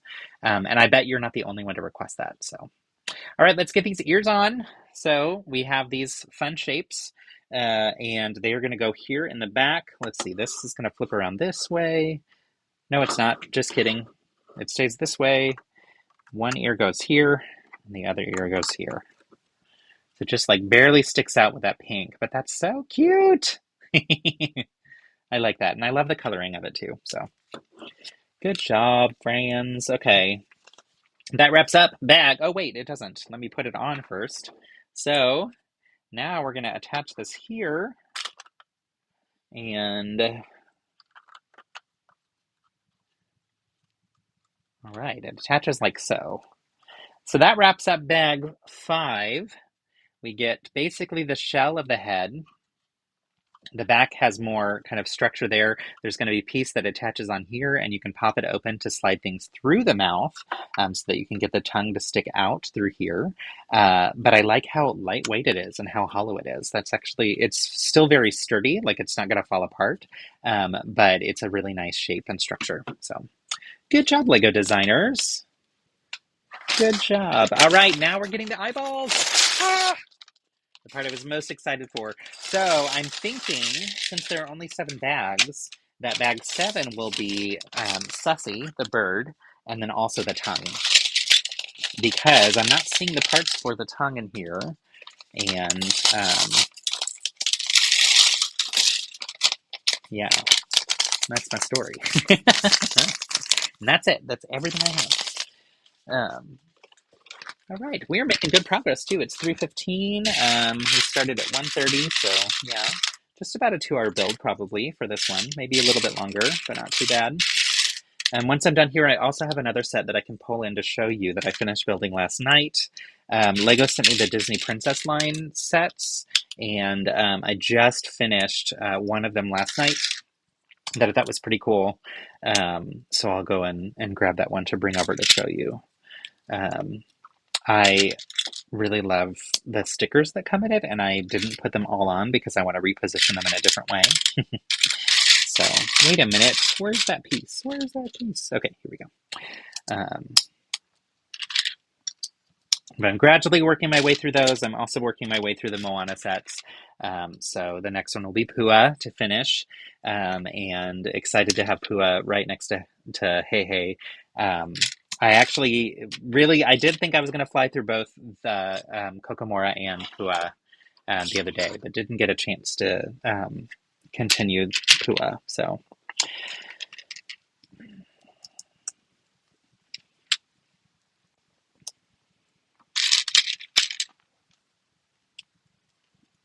Now that Philip is back home, we have been planning to, and I need to remind him of this, but we've been planning to work on some of the designs of some of the furniture he made for his World Cup office, so that we can share that on my website. So one will be the foosball table, the little minifig scale foosball table he created, and then also there's a couple other pieces in there. So I'll let him share with y'all when he's ready, but that'll be fun to work on together. So he's never done Bricklink Studio. So I think I'm going to use this as an opportunity to teach him it because I think he'll really enjoy it once he learns how. Or he may hate it. He may just want me to do it, which is also fine. So, ooh, these are fun pieces too. So this is a new to me piece that we're getting this year. Come on, zoom. You got it right here on my fingers. How do I... Let me pull it back. There we go. Okay.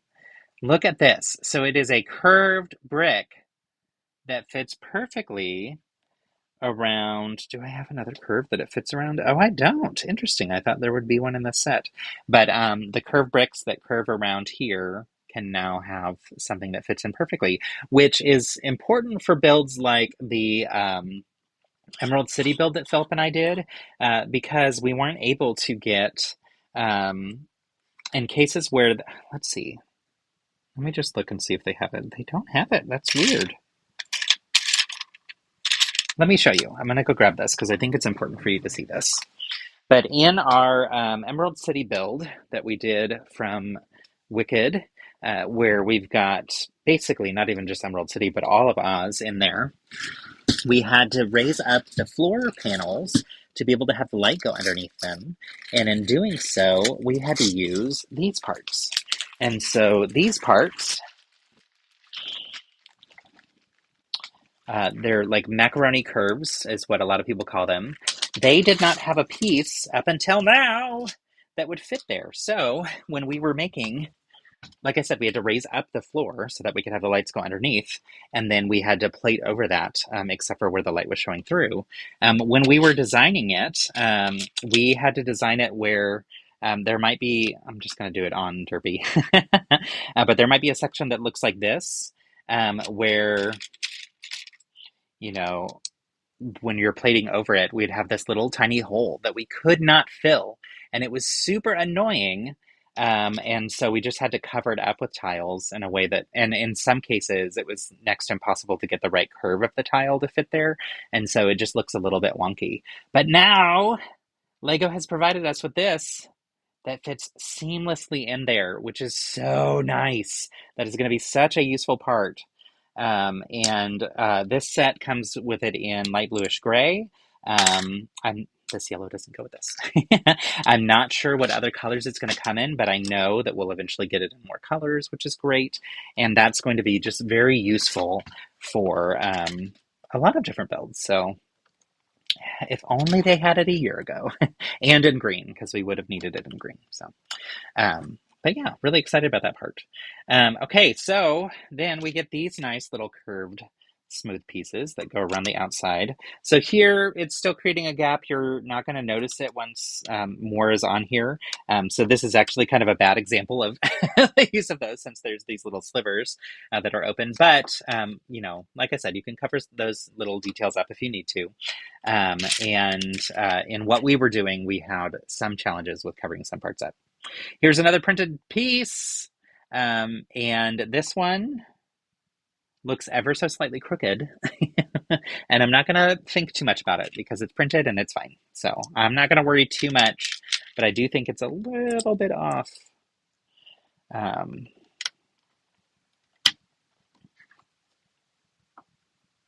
It looks to me like it curves a little bit that way. So I'll leave that there for you all to stress about as I put on these little whiskers.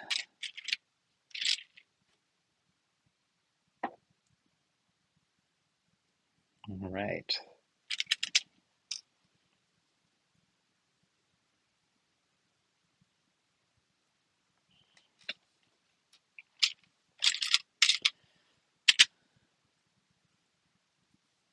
Okay, and the whiskers actually attach with, oh, fun. Okay, so these are eyebrows, not whiskers, excuse me. But these are going to go up here. And I need to curve it down a little bit, which I always find these tough when you have to reposition these little curved bits. There we go. So here's one right there. And we'll do the other one. I'm gonna have to take it out and reposition it. Actually, what if I take that off? There we go. Do that. There we go. That helps. All right. Here's the other one. Okay, pretty cool. Nice.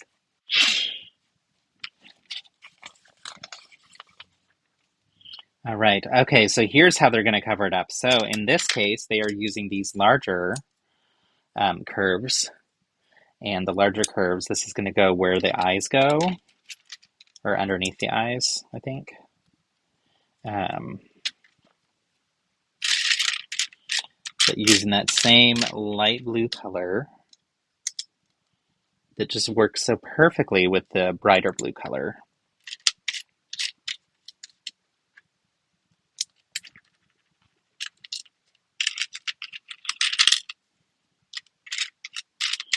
All right, and then we need these guys to fill in. Oops, I did that wrong. It's actually going to go there. So let me reposition that real quick. There we go. Okay. But yeah, this is looking pretty cool.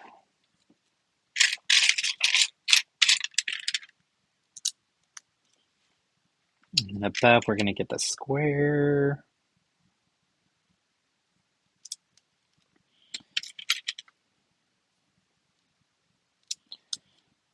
And this other curve.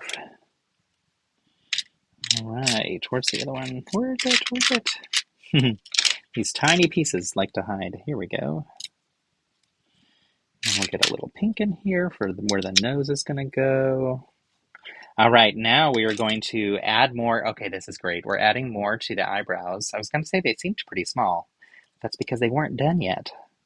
So now we add on the other side, this piece sticking out. And that's actually going around the eyeball altogether. That's really cool. It's a nice framing detail around the eyes that just adds a really nice thin line. That's pretty sleek. So it may not, I mean, I guess it is eyebrows, but like I'm really impressed with that. That's actually really cool. That's a very nice technique. So good job, Lego, again. Wowing us left and right over here. And what's fun is when I dumped this out, the printed parts came upside down, so I still haven't seen the eyes yet. It's like I'm anticipating it. Can't wait. Can't wait.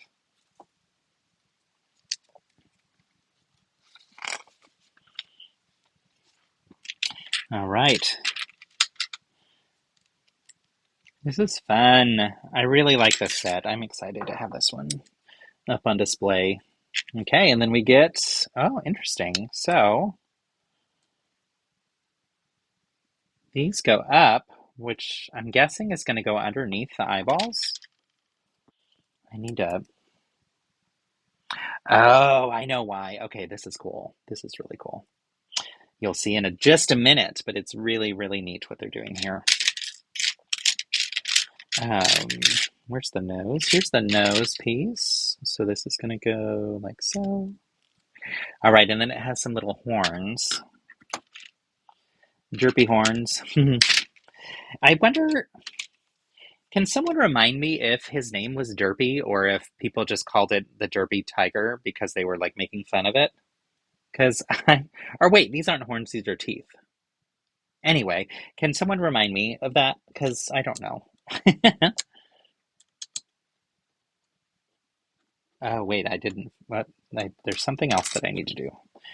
Okay, so down here we also have that. There we go. There we go. Now that those are there, now I can put in this little upper teeth. Yeah, I can't remember if that was actually like the name of the character or if that was just what we all chose to informally call it, and then it became that.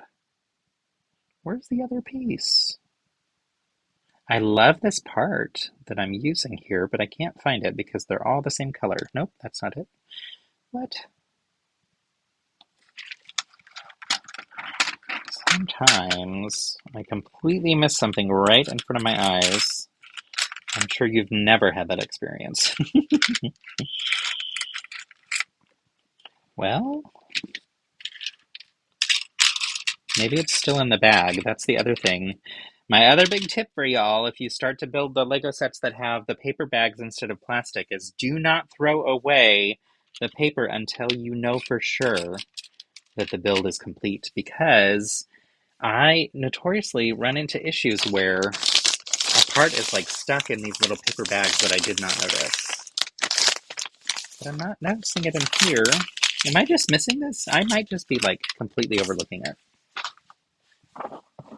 Oh, it fell in my lap. I found it. I found it. Okay, cool. Much better.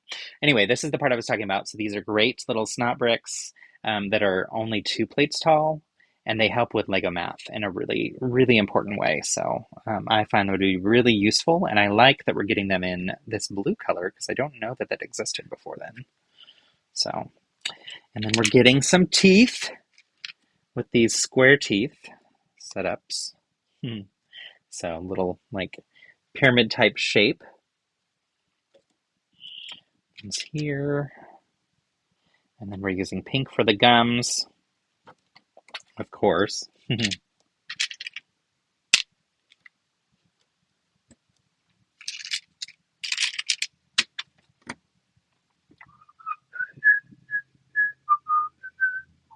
Okay, interesting. So one tooth is sticking out a little bit further than the other because they are using a regular snot brick here.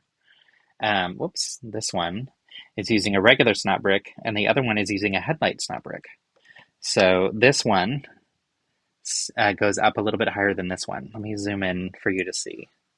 You can see where the purple one is. It's ever so slightly further down, which is interesting. That's my one complaint about the paper bags, right? It drives me nuts. It happens all the time. I am notorious for getting a piece stuck in there. And I feel like I'm pretty good about like smoothing the bag out and making sure everything's there. But still, it's always, I feel like it's almost every build or close to every build at this point that I end up with that problem. So, all right, now we're going to add some more detail here.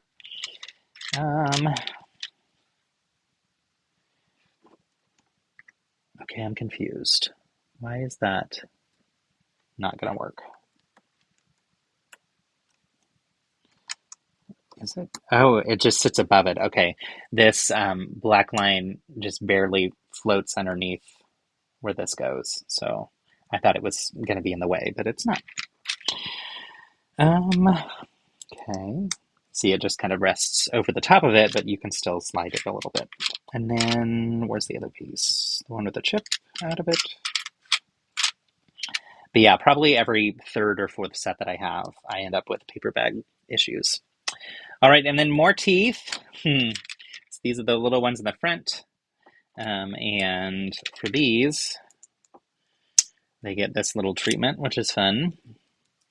It's like the perfect shape for the lips, the top lip of a little cat. So you put that in like that. And it gives that little notch there, which is just spot on for what it should look like. And then we get these, y'all. This is what I was so excited about. These are so cool. Now, these are going to attach in a really interesting way. So, using...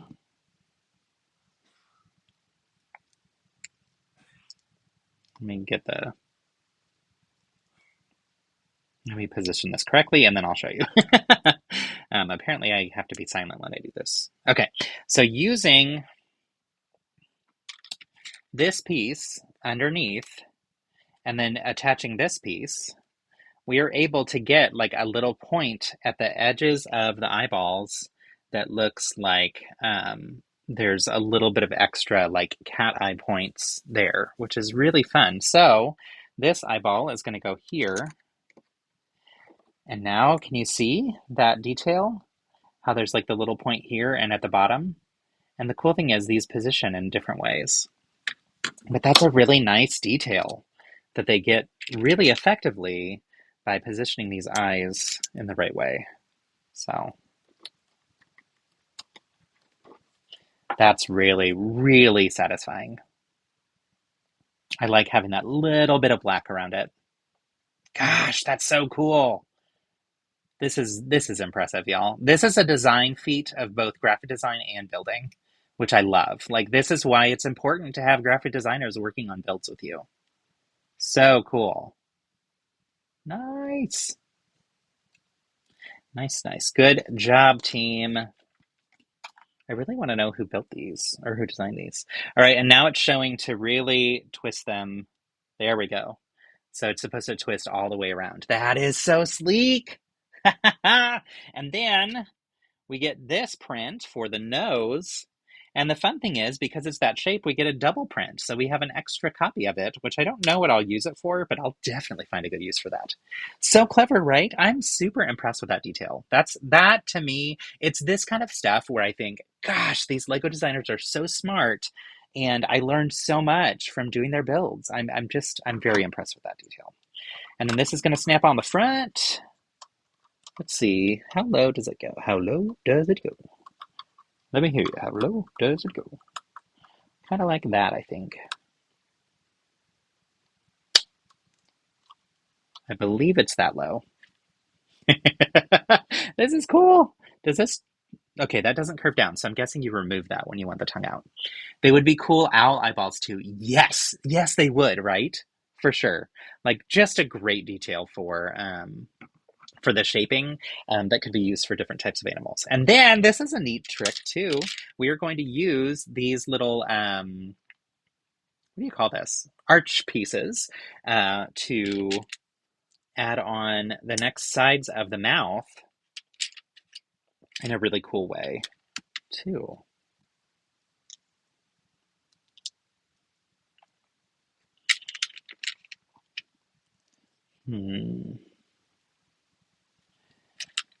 Let's see. Okay, yeah, so we double it up.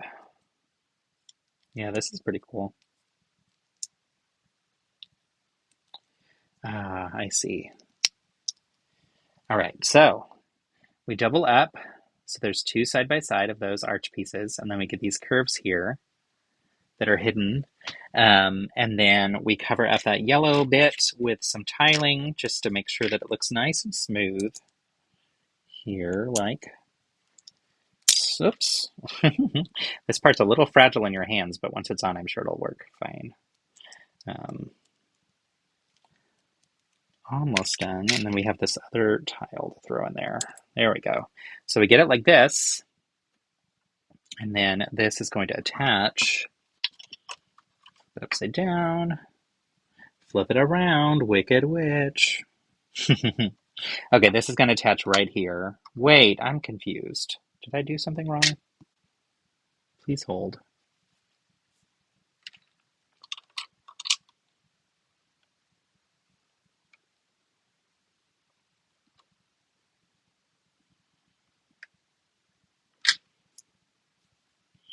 I feel like I have something out of place.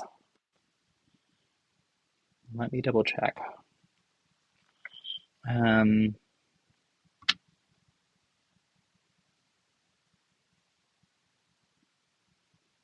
Oh, wait.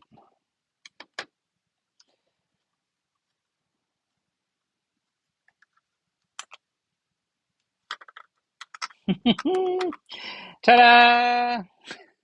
You just have to flip the head all the way around because I did it backwards. This is why this wasn't looking right. Okay, now this is much better. This can go all the way up. Okay, this fits much better. I was like, that was not going to fit at all. Okay, y'all, my bad, my bad. You got it, that's right. MMWW. Typing back to an earlier part of the conversation, my favorite part of the conventions is being so surprised by a build technique that someone else thought was obvious. Right? Absolutely. That's one of the things that I think is so fun because we spend so much time. Okay, first off, let's just click this into place so you can see.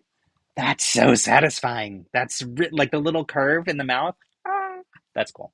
But yes, that's one of the things that I think people lose sight of is it's so easy to be building our own things at home and get really frustrated with it not working out the way you want it to. Feel like, hey, this is just not like panning out the way I was expecting it to, all this kind of stuff. And you can get really in your head about it.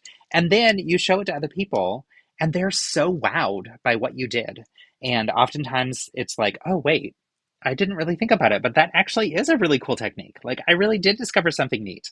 Or like, yeah, I didn't realize how much pressure I was putting on myself. And this other person just thinks it's perfect. And I think there's a million ways I could improve on it. Like, that doesn't mean we shouldn't be looking at our own work and seeing ways that we can continue to grow. But it is such a confidence boost to have people give you feedback that you're like, oh, wow, I thought this was like a very common thing. Or like, I didn't realize that people were going to be so impressed with it. So. All right, and then this one goes over here. That's such a cute little face.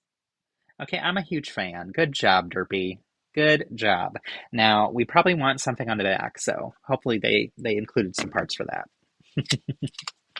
But yes, I agree, and I feel like that's part of the fun. Like, I remember there have been countless times that I have come over to your microscale stuff and stared at it and have probably pestered you with a lot of questions of like, wait, how did you do this part? Or can you show me this thing? Because I find it so fascinating. There's so much that we can learn from each other. And I love how willing you've been to share some different pieces. And I feel like in general, people tend to be really excited to talk about their builds. And so, people tend to be like, honored that you want to chat, which is nice. But I highly recommend go to a convention. Where's my thumb? Where's my counting? I guess I can do it up here. Go to a convention, bring a build and share it. Ask questions of other builders because you learn and it's so fun and so cool. That's also part of what I love about our lug meetings is getting to go up to people after they share their mocks and ask like, wait, can you show me the inside of this or how this part was put together? Oh, I did that wrong. Let's see. So this one needs that, which means this one. Okay, so this is another situation where I'm basically doing mirror image building. One for the left side of the cheek and one for the right side of the cheek.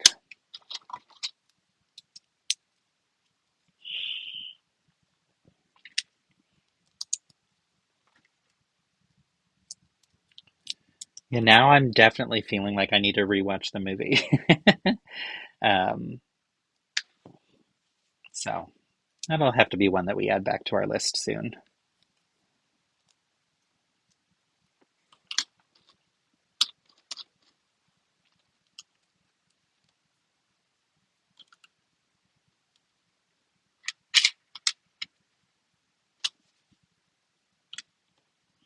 All right, so if we put this way, this is the first build. Yep, this is going to go. Is that right? I guess so. Wait, no. Wait. No, it's going to go like this. Okay, I was going to say something looks wrong. Okay, I'm confused. Oh, okay. Y'all, who gave me a license to build today? I am messing up left and right. The shaping of this mouth is a little bit different because I put these on upside down. Yikes. Please don't tell. Okay. Is that right?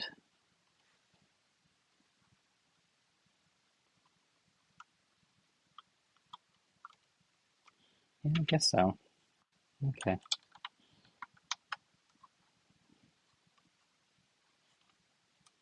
All right, and then this will go in there. Is that right? Wait. Wait, what?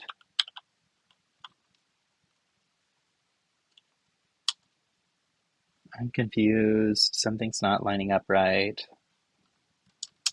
Oh, nope, it is. Okay, cool.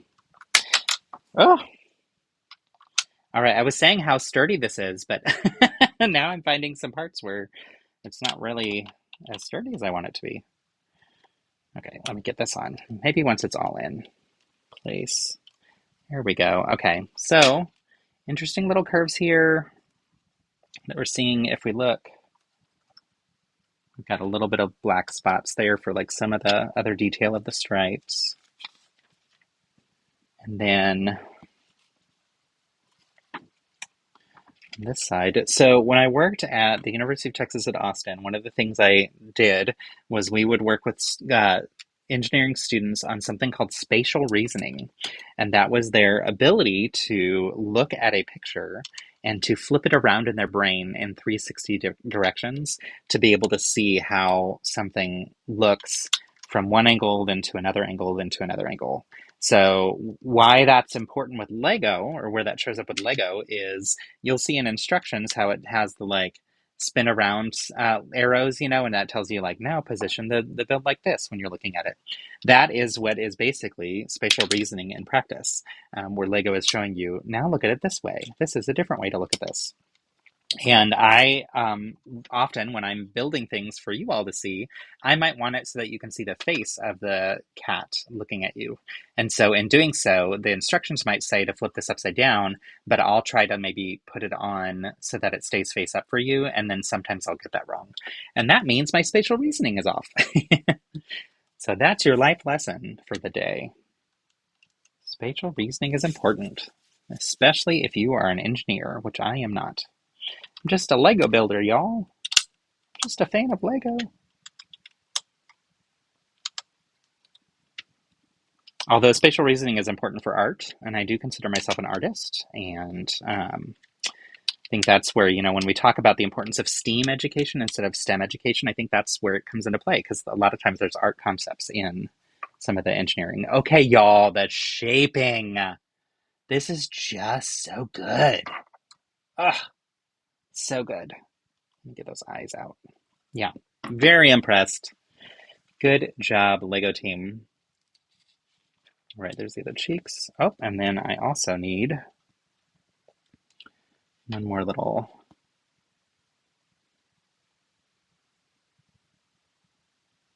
piece on this side that's going to go there.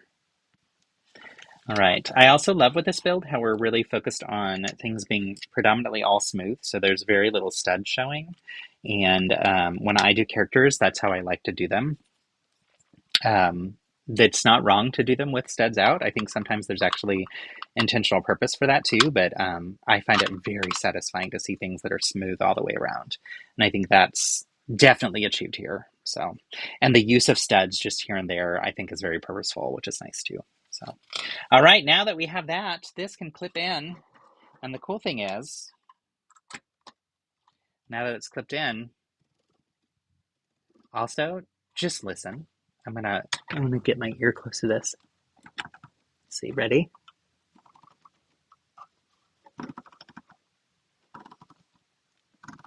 Do you hear the purring? That was also something that is a part of the build for the tuxedo cat. They joked a lot about how it actually purrs, but it does, which is so cool. And then there's a Technic pin going in the middle, and I love that attention to detail because that's going to make sure that this head is not just going to fall off. So, good job, Lego! Last bag. Let's build a bird, shall we? And maybe the back of the head, I suppose. All right. Super cool build. Okay, so we're getting some additional printed pieces in here that I'm excited to show you once we get there.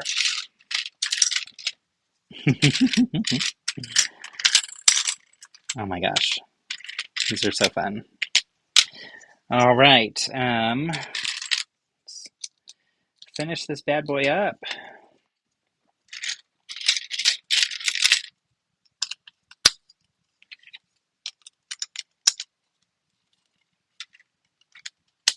So this back of the head is meant to be removable on purpose. And you'll see why in just a minute.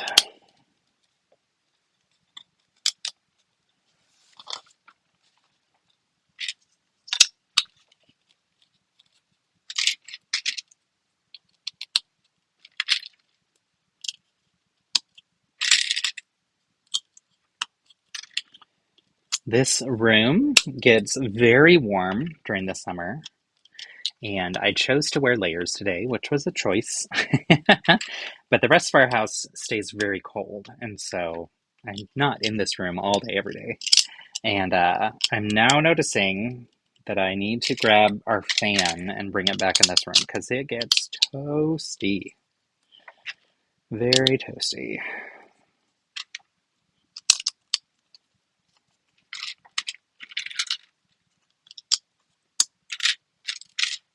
All right. I'm loving also this curved piece. That's another nice one.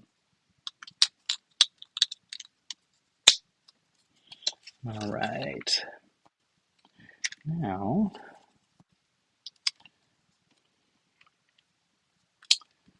oh good, and then we're also getting more of these rounded corners, the smaller ones.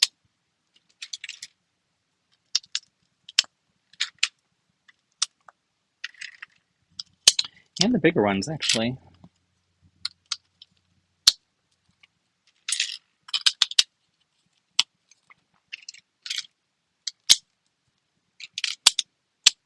Wait, is there a bag 7 for Sussie? Maybe Sussie is really small, because there's not a lot left in this. Yeah, okay, Sussie's really small. That makes sense. I was like, wait a minute. How are we ever going to have him in there? He'll fit, though. Don't worry. Don't you worry.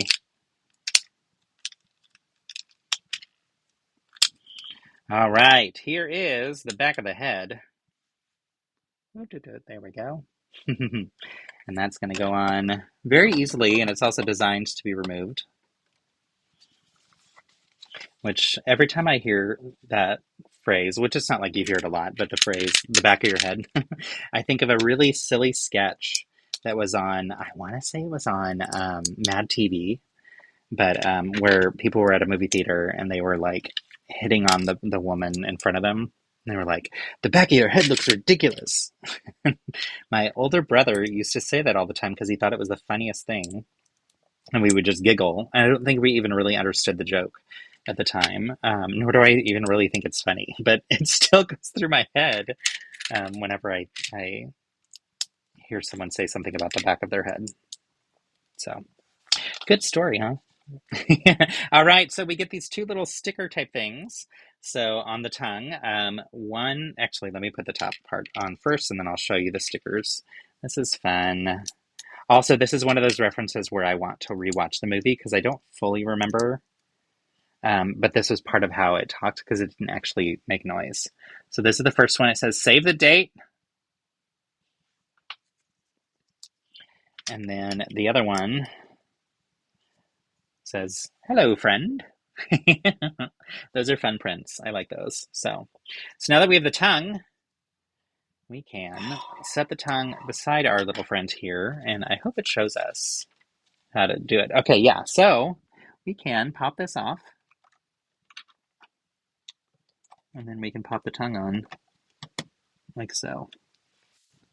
That's fun, it's cute. And that way it has the little message that it sticks out of its tongue. And then when it's done talking, through silence, you can pop the teeth back on.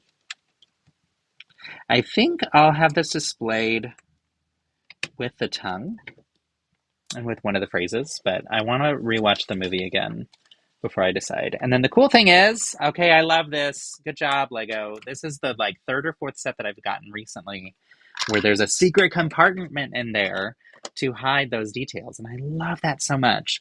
Also, they built this part of the back of the head so that there's a little gap there so that you can get your fingers in pretty easily if you need some additional help with it. I think, yeah, I can do it by kind of gripping it on the left and right without needing that little gap, but I still think that's nice. All right. Now there's a little flower pot. So we're using this piece upside down. Then we put on the stand for the flowers. Oops. We get 3 flowers ready. And they just kind of slide on like so.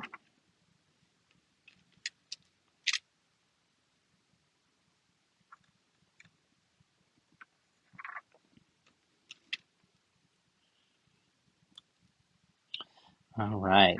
Oops. That's cool they have the storage there, right? I love when Lego provides that. And there's a few sets. I'm actually planning to do a quick video that shows a couple examples of that because it's a newer thing that they've been doing in the last couple of years. And I just think it's so smart and so important because it's so easy to lose parts. All right, we are getting a ton of these little eyeballs. Whoops, you cannot see that. Here, let me put it on here and then I'll show you. I'll hold it up close. We're getting a ton of these and it's just, well, oh, what's interesting is the whole thing is printed. That's bizarre. There's black printing on the black eyeball. But you can see the little yellow line. If I zoom in close enough, you might be able to see that see how there's actual printing? Like the black part is actually printed as well.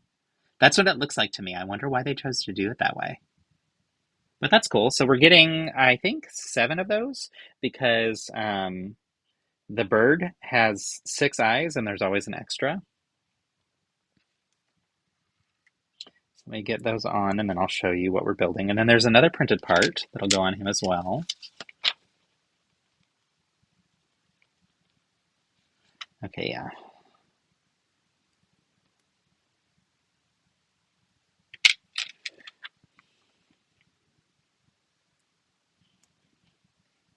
Yeah, it looks like there's 7 total. Because there's just that bonus one.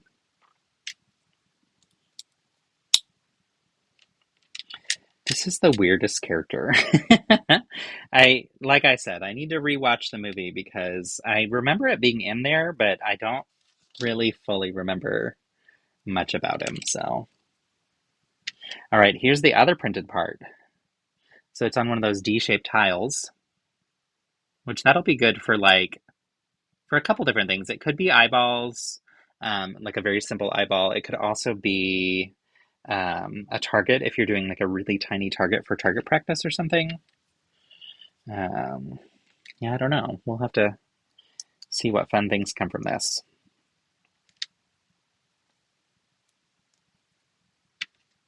And of course, there's a duplicate of that, so we get 3 of those printed target type eyes.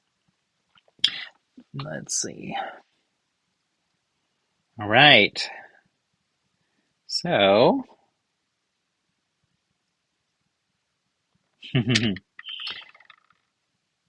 so this is the body of the bird so far with the first set of eyes. Then we add on the next set of eyes.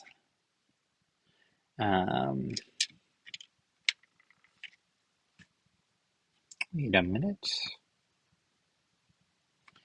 Did I do it again? Oh, never mind. That's a different shape. That's interesting. Okay, so this shape was really confusing in the instructions to me. Whoops. This shape here, oh goodness, you can't see that. Okay, let me just hold it in my hand. This shape here, which is like that curved corner, that rounded corner, looked to me in the picture like this shape. Let me show you the picture. Here's the picture in the instruction book. See number 3? That to me looked like that flat tile, the flat half circle tile, but it's not. It's the full rounded piece that's for the beak. So that's where I was really confused. But I'm not confused anymore. Okay, where did that go? All right, here we go. Okay, we're getting close to being done, y'all. And then the weird hat, which is so fun. The like really wide brimmed hat. Like so. All right, this is gonna go on here. So it has all those different eyes. And then it's actually gonna stand using this little clip. And that clip is gonna be on top of his head up here. All right. So here is our final product. We have, well, let me angle this up a little. There we go. So let me put my hands here so you can see Sussie in all his glory, or their glory. Really bizarre bird. So fun. We've got Derpy, can spin all the way around, which is really creepy. It has some little tap dancing paws. Da, da, da, da, da. Some feet that can articulate a little bit too. Has a tail that's really thick and wags and can be displayed in different ways. We've got this bonus little build of the little plant, which I think Derpy knocks over the plant in the movie. And then when we flip this around, we can take this off. Inside here is the tongue. Flip that around. Remove the teeth. You can put the tongue in, like so. And now, Derpy can talk without saying anything with the fun stickers that are in there. So this one that says, "Hello, friend," can also be flipped for this one that says, "Save the date." Which, once again, I have no idea what that references to. I forget because I've seen the movie just once or twice. So I need to watch it again. I just know the music basically by heart because we've listened to that soundtrack so much. All right, that was fun. What a fun build. This is a really impressive sculpt. That's really cool. So yeah, what do y'all think? Let me know in the chat what you think, and I'm going to run and grab the other build that I finished last night to show you and demonstrate the cool things in that one. So yeah, in the chat, let me know, what are your thoughts about this K-Pop Demon Hunters Derpy and Sussie build, and is this one that you plan to get or not? Which is perfectly fine. And as you're doing that, I'm going to bring in something that's now for something entirely different. Very different theme, very different style of building, also different age range for this next build, but it's really fun. I thought it was cute and came with some great characters. So like I said, Disney sent me the Disney Princess line, or no, Lego sent me the Disney Princess line of new waves sets. And one of them, which is the first one that I got into, is this Rapunzel castle, which I thought was fun, but I would have rather had Rapunzel's tower than Rapunzel's castle. So this is where she lives after the movie ends, or like as the movie's ending. I think this is where they potentially get married. Not sure if that happens in there. Hi, that's me. So the castle, this is an awkward angle, y'all. How do I adjust this? This is all new to me. Let's just do it this way. The castle has some interesting parts. I like these, oh my goodness. There we go. I like these onion-shaped domes. I think those are really cool. I love these though. Look at the lanterns. So there's the printed lantern symbol on that little round tile. And I think those will be really nice to use if I actually thought it'd be really fun to make a mock of Rapunzel that has a whole bunch of these little lanterns floating everywhere, or just to use them in a different way. And then also the instruction book had these, and these are the ones that I said, I think I'm going to save them and not put them on. So I think I'm going to maybe put these printed sticker lanterns onto tiles or something. I'm not exactly sure yet what I'll do, but they're supposed to go onto like this wall here. And I just thought that wasn't a good use for them. So this castle was featured heavily in the TV series on Disney Channel. Thank you, Brandon, because I had no idea where this castle was from. But yeah, I love these onion-shaped domes in that transparent blue, the like shiny pearlescent transparent blue. And then it has some little like interesting features. So you can spin, they can dance up at the front. All of it is modular to where it attaches with, it's not going to let me undo it right now, I guess, but it attaches with clips on the left and the right. There we go. Well, no, that just broke the whole wall off. Okay, there's the boat, which I thought was fun. It's a nice, like, easy build of the boat. So I thought that was pretty cool. But yeah, these, everything, gosh, I wish I didn't mess that up. This surprises me. I did not think this would be this hard to take apart. Okay, there we go. So these little walls, or these little sections, are all attached using the bars on the inside of these blue pieces with the clips that you see here on the outside. So it's designed so that when you're building it, there's all these different instruction books and you can have different people build different parts of it. Come on, y'all. Why is this not? I think I messed up the alignment of these. I definitely did. What in the world?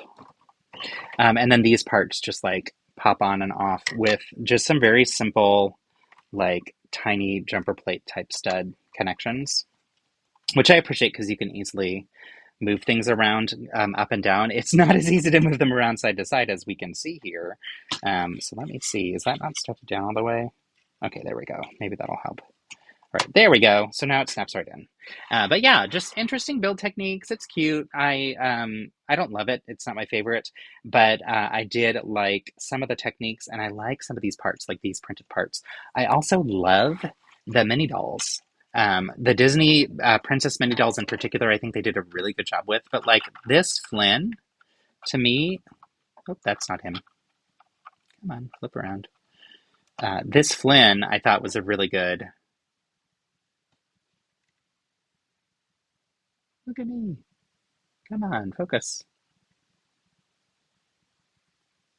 Oh my goodness. Am I too close? There we go. There we go. I thought that was a good print for him. So, nice design. I don't love mini dolls in general. I prefer minifigures. But for the Disney Princess lines, I actually often will prefer the mini dolls to the minifigures. I think they've done a very good job with the design of all of them. So, There are a number of sets in this wave. I think they sent me five. And this one I was excited to build because of some of the details and parts. Like I really like things like the little simple but fun lamps here that they use. It's the little transparent yellow flower piece that was first introduced in the Wicked set, in the first wave of Wicked sets. But that's a nice little use of that part. And then again, those onion-shaped domes I thought were really cool. And then I love that in the area where they're painting the little iguana friend, that it's this picture. I just think it's so cute. And in one of the older Disney princess sets that I have from Rapunzel, I have a similar print, but I right now I have it for my this beaver character that's up here is an animator, and so this is the print that's on there. So I have it that this animator is drawing with this little model of the character that he's drawing, which is fun. But I may swap those two tiles in my little story with the beaver animation friend. So yeah, so that one I thought was cute too. Like I said, I think they obviously gear different sets towards different age brackets, which makes sense. And this one's geared at a younger age bracket. And so for what it's for, I think it's good. I do like the mini dolls. It has great parts though. And in particular, we're getting some parts in like all of these pieces. Oh, here we go. All of these pieces here and here are in light nougat, which is really great for castles and such. And then we're getting a ton of this new pink. So lots of different pieces here and there that all together I think make this a good parts pack for people. So yeah, that's the fun of some of the other sets that I've been working on. The one I'm going to continue tonight. Oh, there's also this other play feature. So like this lifts up to reveal like a little trapdoor type setup. And then there's little furniture pieces that can be popped off. Oh, the other piece that I was really excited about are these yellow floral type pieces. I think those are nice. Let's see, this set was day one purchase for my sister. She's gotten back into Lego from my nieces and myself that she waited online June 1st to get. Those printed sunflower round tiles are a cute touch for the lanterns. Agreed. I just think they're really nice. I think it's really good. So, and yeah, the trans bulbs look really cute. So there's some good parts that come in this one. And then also, I love this sticker in the very middle. I don't know if you can see it, but it's a tall sticker. It's just so pretty. So that'll be a nice one to also have like maybe in a minifigure habitat or something as like a print on the wall. So still patiently waiting for an Ariel's Atlantica big set like they release like the release they did for Beast Castle and minifigure scale. I mean, that would be amazing. I wonder if they will, given that they did the big shell set. I'm not sure. We'll have to wait and see. But that would be a really good one. So one of the other castles that they sent was a new Belle's Castle, or Beast Castle. And I have both the Friends old school Beast Castle and the new minifig scale one, which is incredible. And so I'm going to, when I build that one, I was planning to kind of compare the different pieces within it too. And honestly, I actually like the mini dolls for some of the Beauty and the Beast stuff. But the minifigs are also really fun. So, all right. Well, that wraps up everything for today. Thanks for joining. This was a lot of fun to build, and I'm glad that I had y'all with me. It's been fun to also test out this new setup, and I'm so grateful for the feedback that y'all have given because that's helpful for me to figure out how I want to do things moving forward to make sure that it's a good experience for y'all. So, and glad it worked because last week it did not work and I was disappointed. Tonight I will finish building the brand new pinball machine, which is so cool. The pinball machine and Derpy Tiger both arrived on Monday. So I've had them sitting in the house waiting to be built, but had too many things going on the last 2 days to be able to get into them. So today is like amazing build cool sets, which is so much fun. So, but I'll have some fun content for y'all related to how the pinball machine works. I'm really excited to like actually play it. And so I'm going to film Philip and I having a lot of fun with it. So look forward to seeing that soon. Next week on Wednesday, I'll be live the same time, but then also, of course, we're doing those Lego Masters rewatch parties. And so we are doing Get in Gear on Monday, and that'll be with my dear friends, Maya and Jamie, who are our head-to-head battle partners. So really looking forward to that, and I hope you'll join us for that too. Until then, have a wonderful